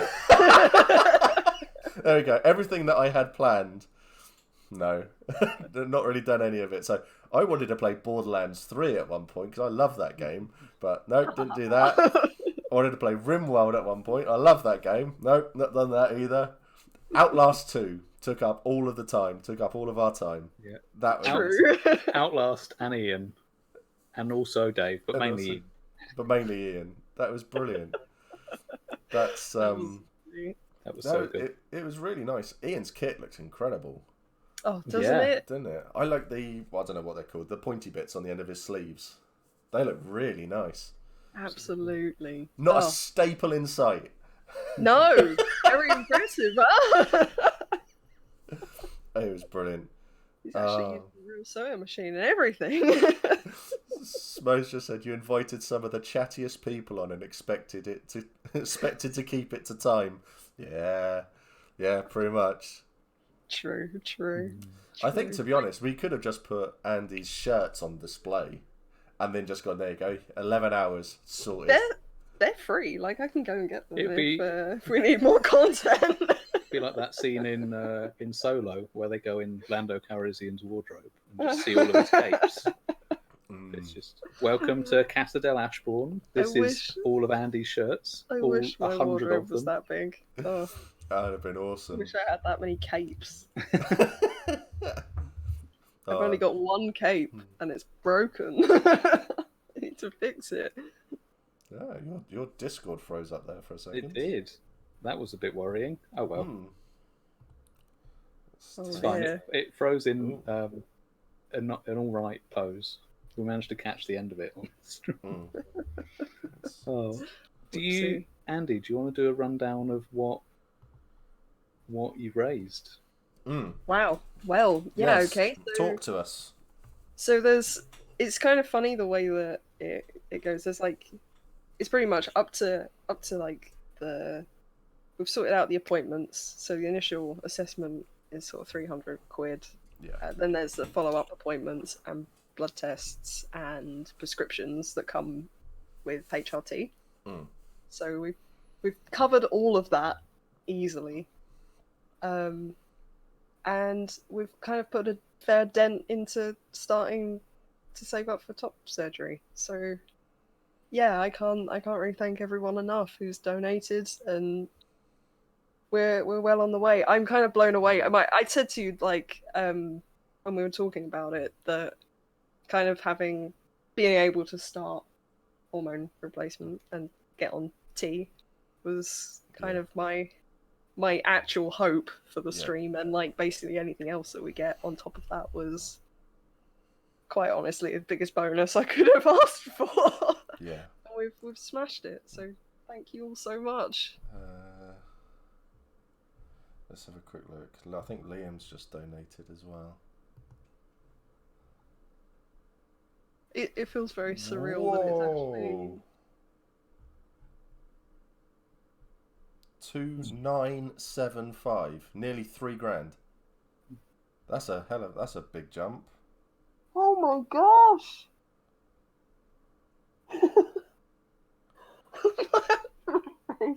Sorry, can I have a look? Yeah. Yeah. That's insane. So Liam has just donated 50 quid. Here you go, Andy. If I could afford more, I would in a heartbeat. I wish you all the happiness in the world. Thank you all so much. That's insane. That's so sweet. Oh, God. Andrew, you're such a bastard. Oh, that's amazing. That's amazing. Absolutely amazing. So we got Bless you all. Thank you. Captain Andrew. I'll do give me so 25 quid off. God, do you know? I'm so glad that you decided to do the GoFundMe instead of it going to me and then go to you. I couldn't. This is like 600 quid tax I'd have to pay on all of this. Yeah, GoFundMe seems like a really good platform for it because they don't even. I think the like donating to them as well is even optional. Like they don't actually take any money from it. So yeah, I'm quite glad we did it this way as well. Yeah, definitely. But I'll be honest, like I mean, I have no idea what I'm doing half the time. So, you know, you said it was going to be fine. And I was going to be like, yeah, sure, let's do this. Here's my bank details. Yeah, it's amazing. I think it's not showing up for me. It's still showing as 2975. I think that's it at the minute. Yeah. So, Oh, my wow. goodness. You're all crazy, and insanity. thank you. Check again. Let's check Yeah, again. the stream knows more than we do. Maybe they can see the future. That'd be nice. Yeah, it's not come through yet. I can't believe it. Someone said 3K. Yeah, we've hit 3K, but it's just not appeared on there. Hang on, let's refresh. Oh, thank you all. I've refreshed like 20 times now. This is right. Let's set fire to GoFundMe. This is No. All right. It's all over. It's not worked. It's done. No, not done. Owen, stop it, you silly bastard. I refuse to be outdone. Oh my goodness, I love you all so much. It should be there. I promise. I believe you. I believe you. It's just it might be taking a while for it to appear. Yeah. Okay, So, so let's. Owen has just donated 100 quid.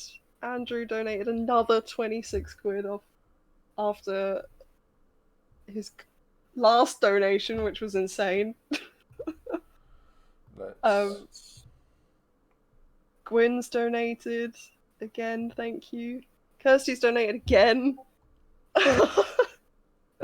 My friend Mike has donated. Andrew's donated. Liam. Right, there we go. Right, I've had to reload it.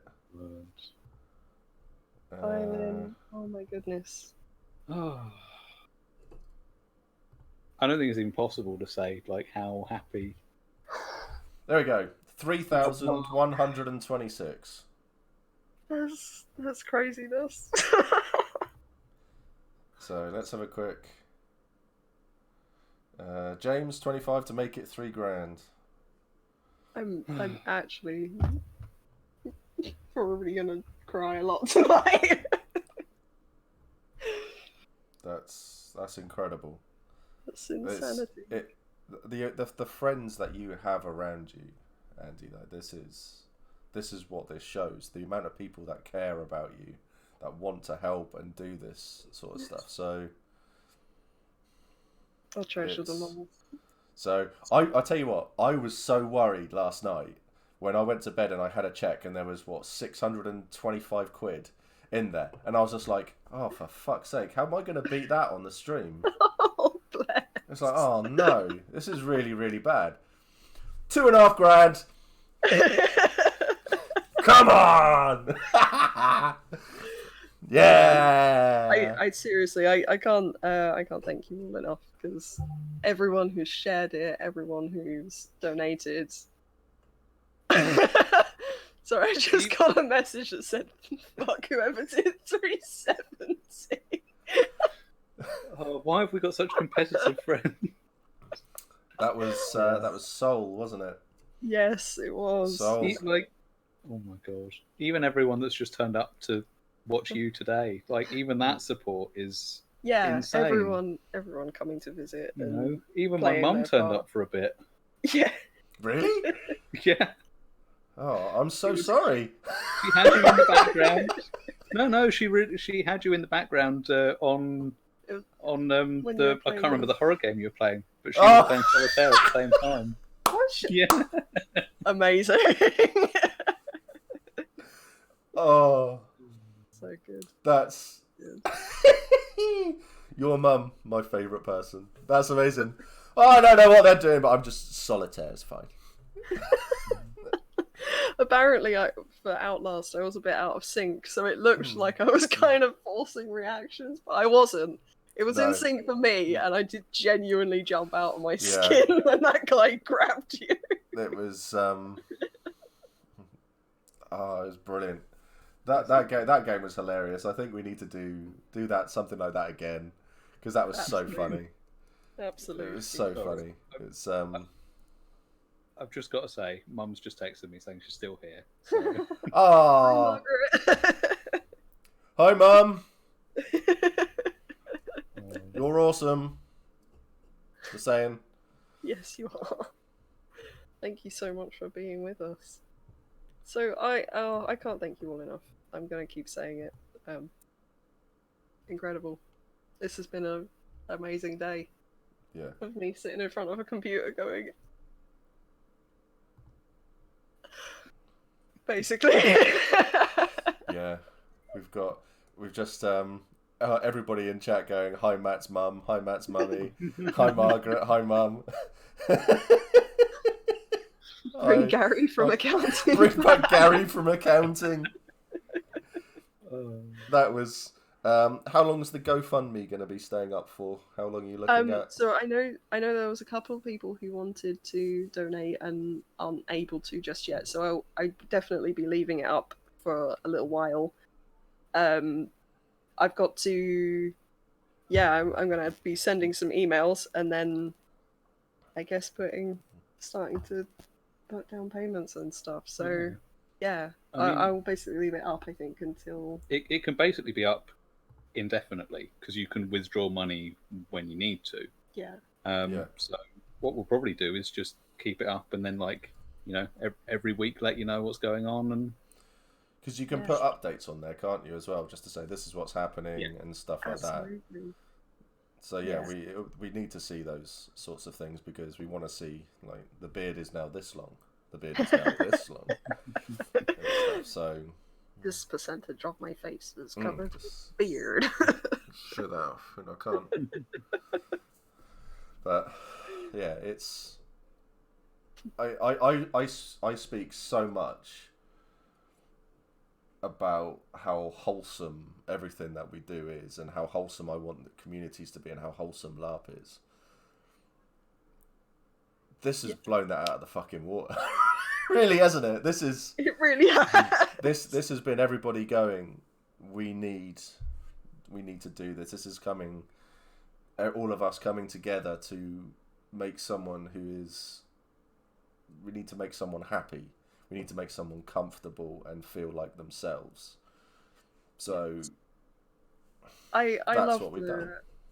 the LARP community for that, really. Mm. Like, I feel like we're all, I mean, most people are kind of left wing, so they're a lot more understanding and tolerant and progressive, etc., etc. And I mean, I just couldn't ask to be part of a better community for the things that people are willing to do and the lengths that people go for each other. It's wonderful, really. I just wish we could do this for everyone, and Yeah. I guess that's the goal, isn't it? You know, eventually. it's kind of a shame that we have to raise this kind of money, because it should be accessible on the. Obviously, it's available on the NHS, but it's not accessible in a way that it take you maybe 3-5 years to get anything sorted out. Yeah, I mean, there's still waiting times and stuff with a private clinic, but so much more reduced. You know, you're looking at sort of a 5-year waiting time for the NHS, but yeah, it's not everyone can afford it, and it's and not everyone has this sort of friends and community that they can dip into. Because I did a little bit of researching, because if I used to do a thing of, if I didn't understand stuff, I'd just go, well, I'll pretend I do. But now I actually ask questions and I look into it, and it's been quite... There are so many people out there. If you look on GoFundMe, it's not tens, it's not hundreds, it's tens of thousands of people around the world who are doing this sort of thing, and they don't have the backing. It was a very sad morning for me this morning, reading all of that, and it's just like, I want to help everyone. And it's like, but you can't. It's just... And it proves how much it's needed, because on the GoFundMe, there's even a section that explains, like, what are the costs of HRT and transition for... Yeah, there's a whole... Because obviously you can choose what you're funding for, and is put in, like, the medical section. And in that, like, drop-down list, there's just pages and pages of, like, how much stuff this costs and what you should, like, ask for and what's realistic. And it's so obviously needed. And it's just, I mean, I can't thank you enough on Andy's behalf for everything that's happened. And, you know, thank you so much for spending the day doing all of this. I've loved it. It's amazing. I have to say, I wouldn't do this for many people, because my back at the moment, I don't know if you noticed, I've changed t-shirt. The sweat on my back, it was unreal. So I've had to change t-shirt. But we've had a really nice wholesome thing. So Turncoat Thief, I don't know their real name, and I do apologise for that, but I'm going to get a bit wholesome here. But the chance to help you be you will always be a huge priority for those around you. Everyone wants to be themselves, and if you can't, then that's something we need to help change. This stream, this fund, is our way to help you be the you that you feel inside. Stop it, I'm gonna cry. That's amazing. I used to really, really struggle with, like, accepting help from people, and it's still, like, I posted up when I made the fundraiser. I was like, I'm excited and terrified, because I was just sitting there going, what if people help me? Yeah. Oh no! I say, you're talking to me here, and I argue with people who want to help me. I really struggle with it, so I know where you're coming from. So Gargoyle Face, and let's hope eventually there will be a change. There will be a change for the better. More accessibility for everyone. Trans rights are human rights. Absolutely. I think it's really it's a movement. We haven't finished yet. Just listen, Sorry. Just listen. Listen. You are both lovely people who are very helpful, patient, and kind. Of course, we all love you and would want to pay back some of that good stuff. That's from They Might Be Cask. Trans liberation now. Everything Thief said, because I can't type eloquently through my tears of wholesomeness. Rael Leal Trian? That's Ray. Yeah. Ray, there we go. Thank you so much, Ray. That's amazing. Karen. Thank you so much, Karen. That's awesome. Thank you so much. I can't read that one either. Matt, you are worth good things. I can't read that. Kishni? Shni? I don't know these things. but these are incredibly wholesome. Is that your mum? No, No, that's Die. die. Right. Ah, right. Okay. Okay. But these are all. That's amazing. So we're at 3,221 now, and we've had some more comments, I believe. So Dawn, you deserve all the nice things, Andy. Here's to the future. Max says, "Love you, Andy." So yeah, it's incredible. Oh, this outpouring of love. I know. Beautiful. Skywise Seppa for Matt and Andy. That's awesome. This is amazing. This is truly incredible. If this doesn't show everybody involved in our communities that this is what people are like and what people can do when they look at the shit that you get in the media and go, oh, this is what LARPers are. It's all devil worship and it's all Satanism and stuff like that. And then you look at this, and it's like, this is incredible. Oh, Matt's back. Everyone on best behaviour. Hi, Matt. So yeah, this is amazing, and I am really proud. I'm so happy that I could do this to help you out, because you deserve it. I've said this to Matt before, but I really feel blessed that I've met you guys.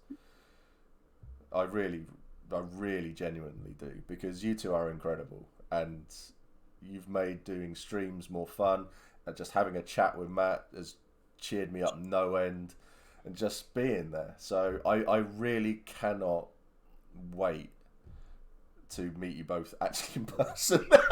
I know, it feels so weird that we've never even properly met you. It's kind of crazy. We are a lot shorter in person than you would expect, so you know. But you two are amazing. You really, really are, and I can't wait to come up and see you and my god, actually give you both a hug. Yeah. I know. Oh. Soon. It's actually it's crazy. It's not really that far off. I mean, I need to step it up with some about kit. I need to finish my doublet and all of Gwyn's kit. Yeah. Yeah, there's much to do. Kyle's gonna cry into his dinner at the moment. Good. It's going to be ongoing for a while, so yeah, the fundraiser is going to be up for a while. So this is good. I can't wait to meet you guys in person. Yeah, I know. Shorter in person. Yeah. I can't might add more next month. You can hug them both at the same time and walk around with them. Are you that? How tall are you two? 5'7". I'm about 5'5". Really? Yeah. quite small. When we say we're hobbits, we're not joking. So, who else who has never met them thought that Matt was like 6'1" and Andy was like 5'9", 5'10", something like that? I'm not even 6 foot in heels. That's actually hilarious. There you go. Dan has said that. Dan's agreed. Cheers, Dan. But how big do people think Sammy is then? Because we've been in videos with Sammy, and he's like a foot taller than us. So you must have thought he was like 7 foot tall. Because people are laughing at me now. Liam's just said, Matt on the Orcs Run, it looks like an NBA player. Rosie, I thought the same as Steve. What's funny is Owen, who's donated an exorbitant amount of money to this is, oh my goodness, you're all crazy. It's happened again. I know. 3,612. Oh. There better be comments. I need to read comments. That's a madness. Where's it gone? Craig, stop it. I think after one of the long darks, I remember Owen come up to us and had me in one arm and you on another. Just lifted us both bodily off the ground. That's how small we are. Sorry. That's brilliant. So where did we get at? So yeah, please, can people stop making the balance an odd number? My bank balance isn't going to handle making it even for much longer. I feel you on that one. On the streams, when it comes to donating bits, they're constant. It's constant back and forth between odd and even. That's where the name 1-Bit Army came from as well. So, because they were just constantly donating 1 bit just to keep on turning it back around. It was great. Madness. Interesting. Karen, I can see over Andy's head. I blame you for how frequently I want Battenberg lately. Kyle says, I'm so proud of this group. They're slightly taller than me and I'm short. You two are consistently people I aspire to be like. Love the knowledge, enthusiasm, energy and friendliness. Yay! Thrown bits. 1-Bit Army. It's why I put the when people subscribe and stuff like that. It's because I'm a huge Portsmouth fan, so being from Portsmouth and stuff. So that's why we got Portsmouth fans. That's the gif of it all. So 1-Bit Army. Let me. I should probably have a look at this as well. Yeah. Where is the bit goal? There we go. Let's chuck that in. Add that done. Chainmail from Chainmail Jesus. I've got too many things on screen. Let's move things around. This is the madness. Oh.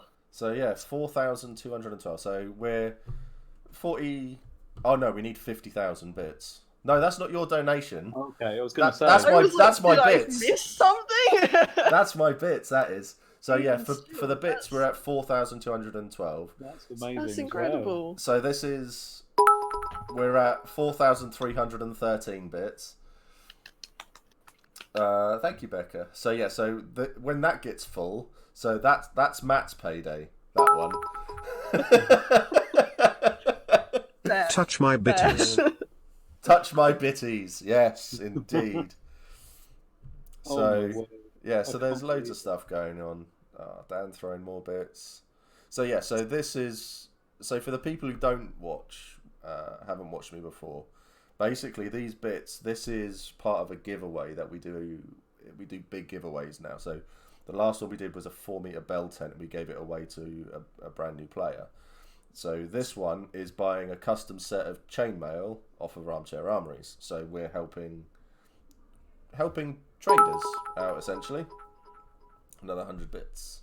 Chainmail Jesus Pride 100. Amazing. Chainmail Jesus Pride 100.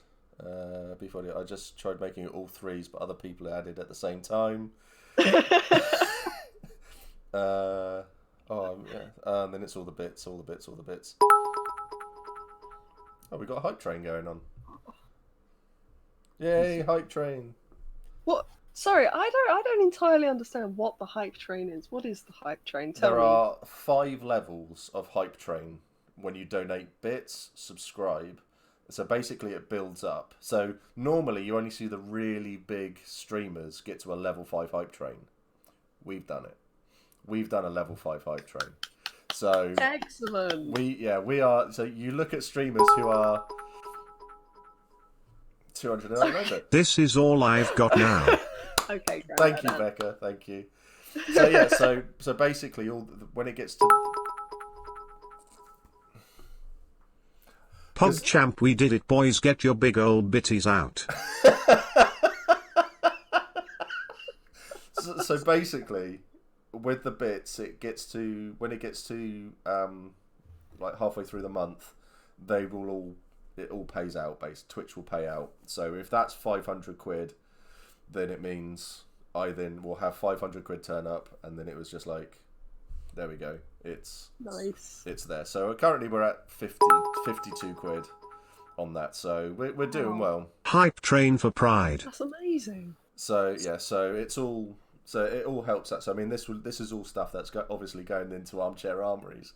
So, donate for you, bits for Matt.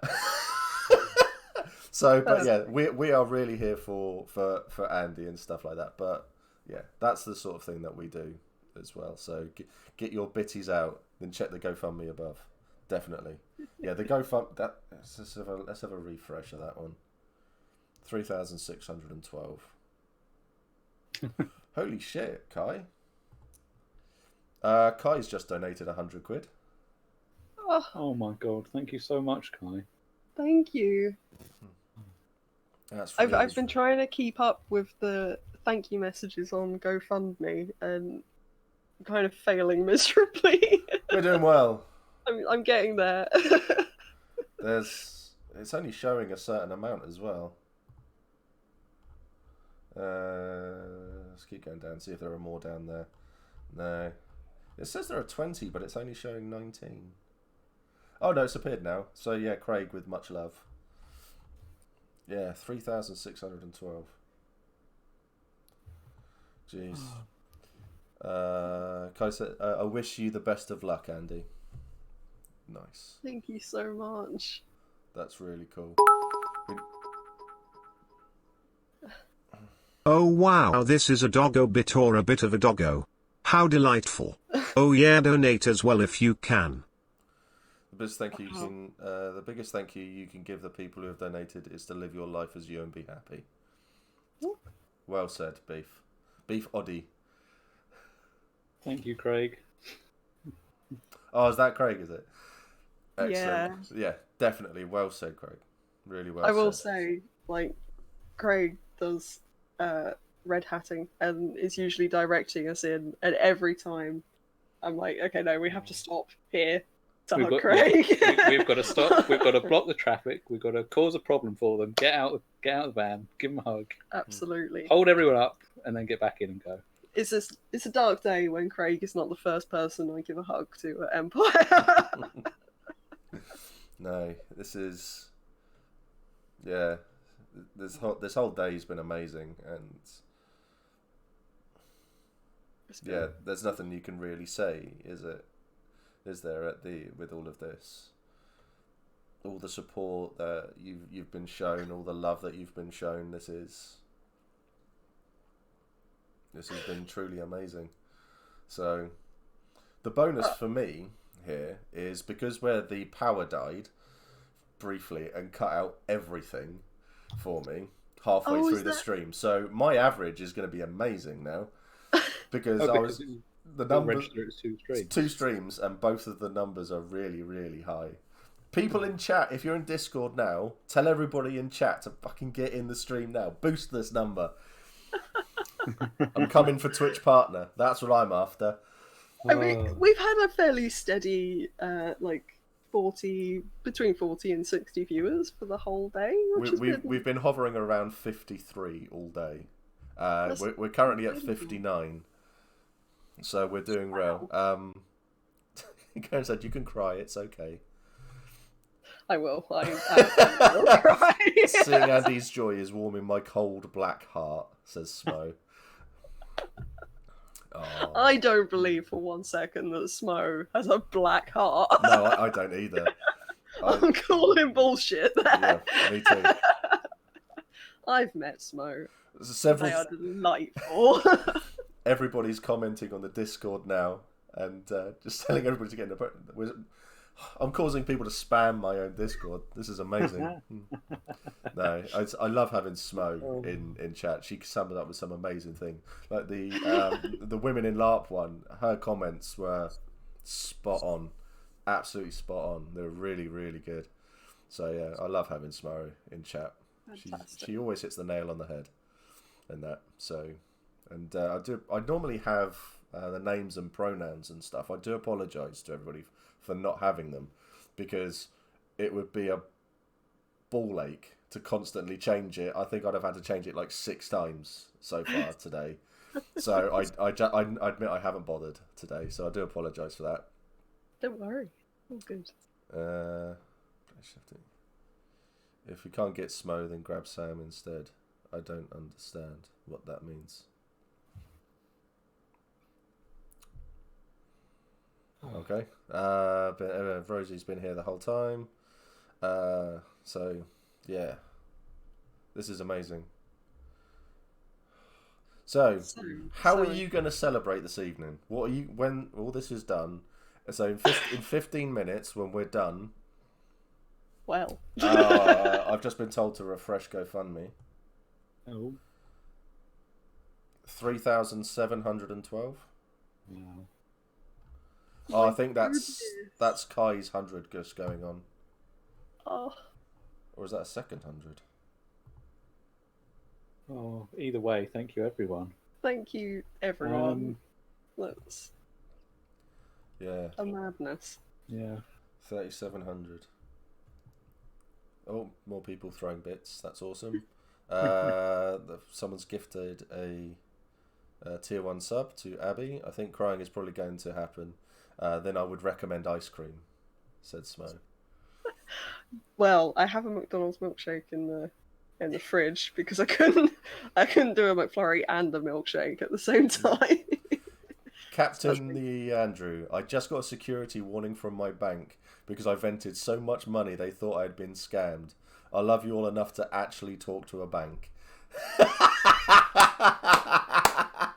Thank you so much. Woo! We're gonna have words, by the way, Andrew. That's amazing.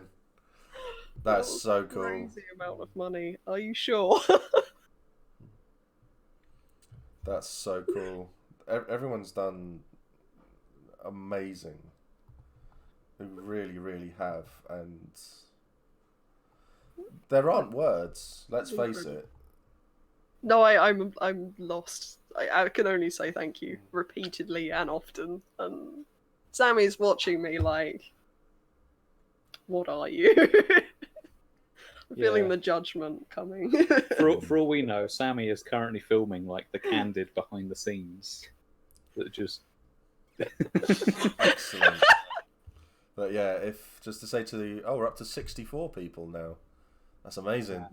So yeah, just to say the people who haven't or can't or anything like that, it's doesn't matter. You're here. You've shown support, and Absolutely. it's in this sort of thing. Or like the only thing I'm having a guess here at what it would feel like. It's not just about the monetary help. It's the fact that knowing that there are people behind Andy to offer support, be there, be a shoulder, be a hug, be a kind word. This is all that matters, and this has been an amazing thing. So yeah. Can I actually come in? Sorry. Yeah, please. So yeah. I mean, everyone who's been here. I mean, people have been here all day. Yeah. That's the amazing thing. I was expecting like 7 people. It's been to incredible. come and watch and that. Incredible to have so many people watching Holy with us. Shit balls. Have we hit 4K? What? I can't keep up with the thank you notes. Please. Jeez. I know it's like, but please don't donate more than you can afford. Please don't. not. Everyone, please. Like, this is so. Oh my god. Everyone, 10 quid. Let's go. That's Liam says, I'm sad I couldn't be here all day. Doesn't matter, mate. You're here. You're It's talking. okay. You've donated. You've been part of it. That's all that matters. People have been part of it. If we all put in 10 quid, 10 smackaroons, we can push it. Don't. Right, Andrew, I'm looking at the chat. Don't you dare give us any more fucking money. Yeah. What if Because we I all... will take it out of my bank account and give it back to you. I know where you live. Said, what if we've already donated more than we can afford? The opposite of bailiff. Yeah. We'll be the opposite of a bailiff. Yes. You were asking how we were going to celebrate the chat today. After this, we've got a tasty episode of Supers to be had. Owen's DMing for us tonight, I Yeah. believe. Nice. We've got. A Although I did superhero warn game. everyone that I was likely to be an emotional potato. It's my life completely. Yeah. Stop it.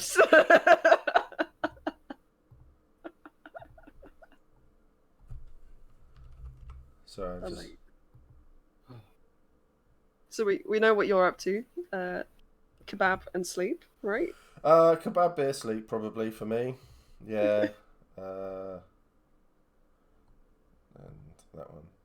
You must be absolutely knackered. I'm Thank not you. too bad, actually. I thought I was going to be worse than this.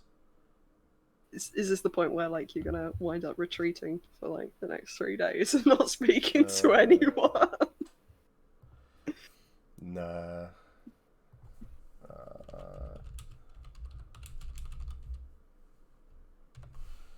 Okay. There you go.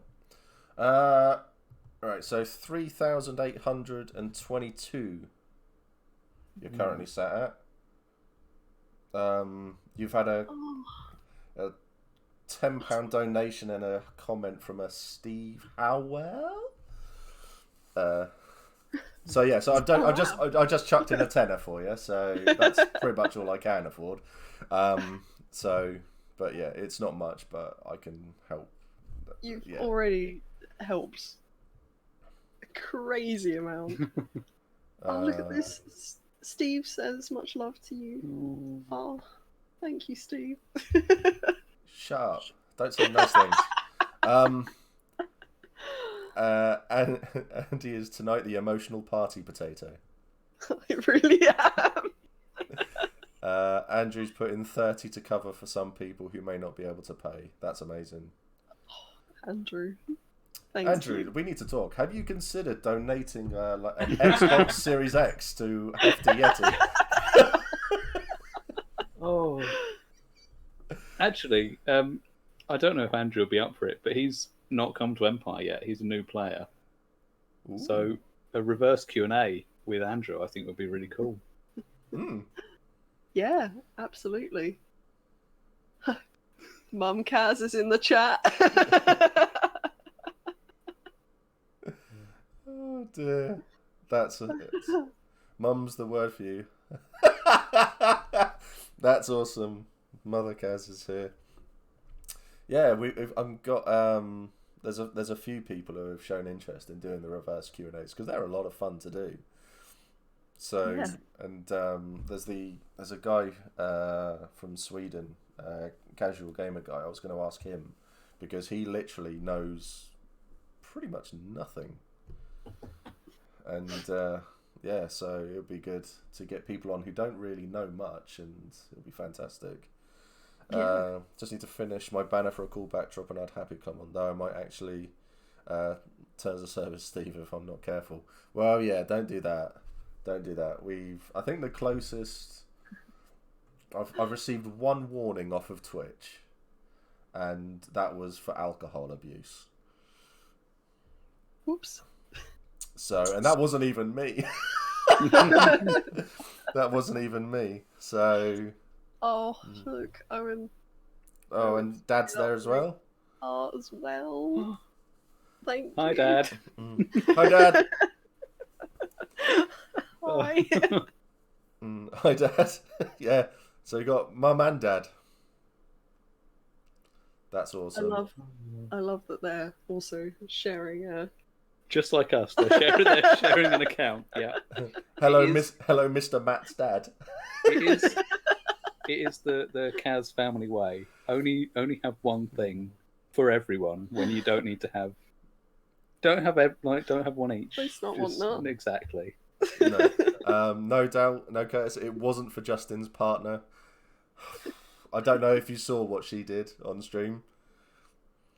We were chatting, and she walked into the room behind him, and then just promptly lifted her shirt and put it down, and then walked off. And he just was like, "We were live, by the way." So I had to remove it from Twitch, go into it, and then I've had to blur it all out on the video. So that was fun. My goodness. So Real close. yeah, all right, it's been lovely, but I need to go. I wish you both the best. Expect incoming money on payday, my dearies. Thank you so much. Hello Karen. all from Matt's dad. Oh, how close are we to 4K? We've got 7 We are. minutes. Really close. 3,922. 3,922.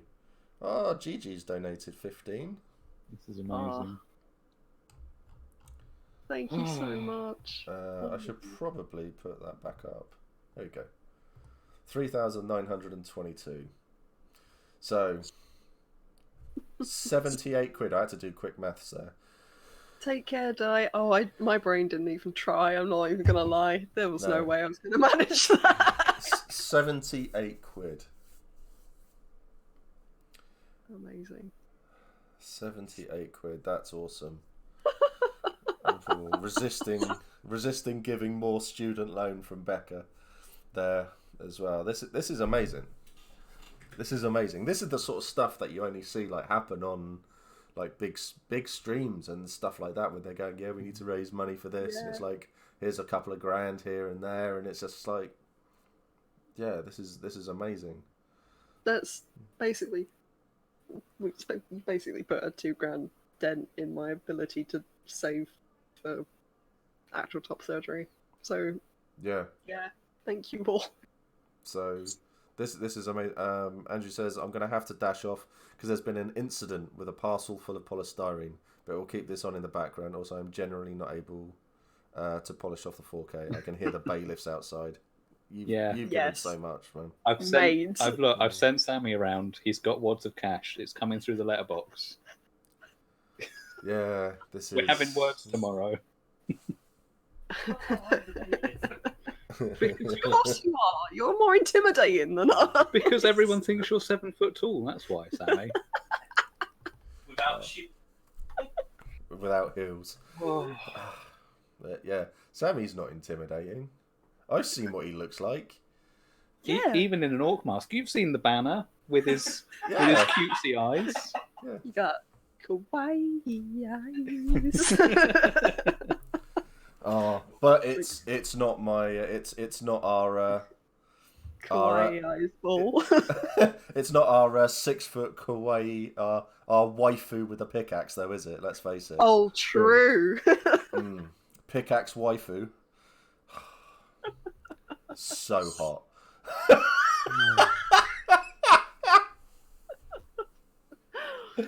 Oh man. Wow. Well, we got 5 minutes. This has blown me away. Thank you all so much. So I've completely forgotten what you said you were doing this evening as well. We're playing supers with Owen. Oh yeah, supers. Yeah. Are you getting a take? Are you going to have a takeaway and a couple of 100 bottles of wine as well? Matt just to sit down. Matt actually got us some Mackie D's earlier, so Yeah, we had a takeaway lunch. we had a takeaway lunch. So I'm Okay. off. I was fine. going to cereal. We don't- but, We don't know how to eat on a regular schedule. we're not it's great not at great. eating, but we're all right. Gargoyle face. I do pit fighting. Ooh woo. That is your entire character, right? Pretty much. I feel like that's the perfect end to the stream. It's nothing to do with us. It's just taking the mick out of Sammy. That's what we need. Kind of been our whole time we living with. Yeah. We love you, really. True. Let's have a final refresh then. So £3,922. Incredible. That's, Absolutely incredible.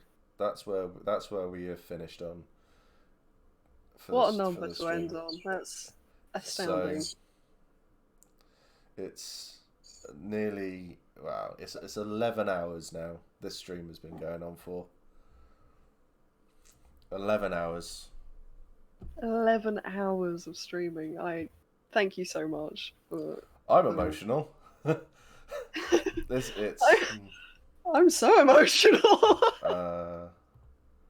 Need to refresh. I'm gonna keep refreshing because I've got a feeling that something's about to happen. just have the feeling, you know. Seeing Hefty Yeti, LARP Noobs, and Orc Planet together has been like LARP Avengers for me. Yeah. But you haven't seen us all at the same time, so No. you know, That's I'm not going to say there's a conspiracy going on here. But But- it's Have you ever seen us all in the same room? it's not a Mhm. coincidence that the LARP Noobs No. and the Orcs Planet have the same banner name. This is true, yeah. But the question is, though, out of all of us, then, so who is which Avenger? Oh. See, I know depressingly little about the Avengers. Sammy's Black Widow for the eyes. Yeah. Just for the name of it. Yeah. We did it! Oh my We all word. did it! It's not loaded up. Oh, Sake. I'm running as quickly going. Hold on. Oh, come on. Oh, that hasn't even loaded for me. It's not loaded up. goodness. It's not loaded up. On Steve. Josh! Thank you. Oh, for Thank you fuck's all. sake. All a on. treasure. It's not loaded up for me. Oh, that's amazing. Come on, I want to see it. Josh has donated £78. Exactly. Oh, it's not loading up. penny. We'll do it. It'll load up in a minute. Oh, it's because 75 people are refreshing the page. Probably. So, Steve's the Hulk. Steve is clearly Cap. Who else have we got here? Is anyone Well, else I'd be in this? Rocket Raccoon. Rocket. Yeah. I can see that, yeah. Why am I Black Widow? Because of your eyes. So Yes. so pretty. I have blue eyes. So? You got pretty eyes. All right, thank you. I'll take it. There we go. Stroke my ego and I'll take it. It's cool. Joshua and Denise have donated, and we're now at £4,010. Thank you so much. What a number to end on. That's You're probably at that much. It's not showing up for me at all, so... What's worse is we've just got more. I say that like it's a bad thing. It's not a bad thing. Do you think everyone was waiting to the last minute? Yeah. Just to go click a button. That's- and just go, "Ah." That's the trouble with it not being like instantly live is Yeah. because people will try and get there at the same time and then it will just go like hundreds above. I just think it's because everyone in LARP is like very dramatic like that. Wait to the Yeah. last. Andrew, like a maniac, has also donated £78. You're Insanity. insane. So- Yeah. So, Matt is obviously Iron Man with all the crafting, and True. Sammy is Pepper Potts. I mean, Or is Sammy War Machine because he gets one of Iron Man's suits? hold on a minute. I think I prefer him as Pepper Potts, to be honest now. You replaced me. Oh. uh, Why not Star-Lord? Yes, you can be Star-Lord, okay. Oh. I mean, Oh, that does make Andy Drax. I'll take that. I love Drax. And Andy the Destroyer. Yeah, Andy the Destroyer. Andy the Destroyer. Andy Yeah, let's go with that. Seem happy. Tony Stark's assistant. Yeah, You're all incredible. That's Thank amazing. you. it's Thank not you, showing up Sam. for me, so so we'll have to leave it there because I can't stay here just to keep refreshing it all.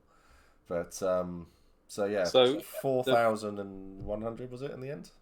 4118. 4118. Amazing. Oh.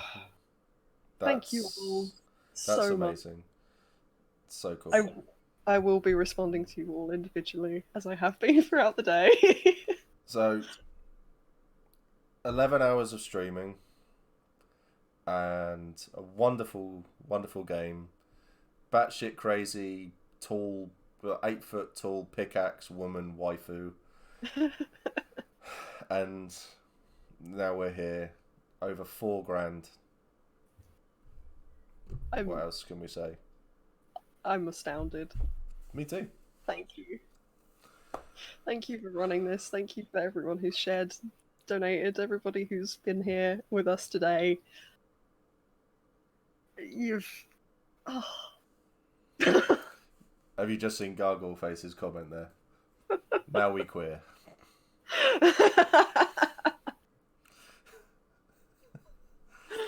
Excellent. Amazing. But thank you so much to everybody who's turned up, watched, supported, said nice things. Now it's turned up. £4,118. There we go. That's a good way to call it. We are going to call it here because thank you so much, Steve. This has been amazing. Thank you. It's going to be up for a while, so keep spreading the word, spread the love. Absolutely. And yeah, you can still donate even when the stream's not done. We will keep updates coming up on the stream as well. I will give out updates here as well, so everybody can know about it. And yeah, thank you everyone for watching. Thank you everyone for keeping me sane. Thank you for Helen for turning up at 5:45 to give me a second wind. Thank you, Andy, for your shirts. Thank you, Matt, for your eyeliner. Yeah, trans liberation now, definitely. Let's spread the love, people. Spread the love. And we'll finish it as we normally do. If you're struggling, reach out. We're all here to support each other. Stay safe, stay wholesome. Yeah. Much love. Love to you all. And take care. Bye. Bye. See you soon.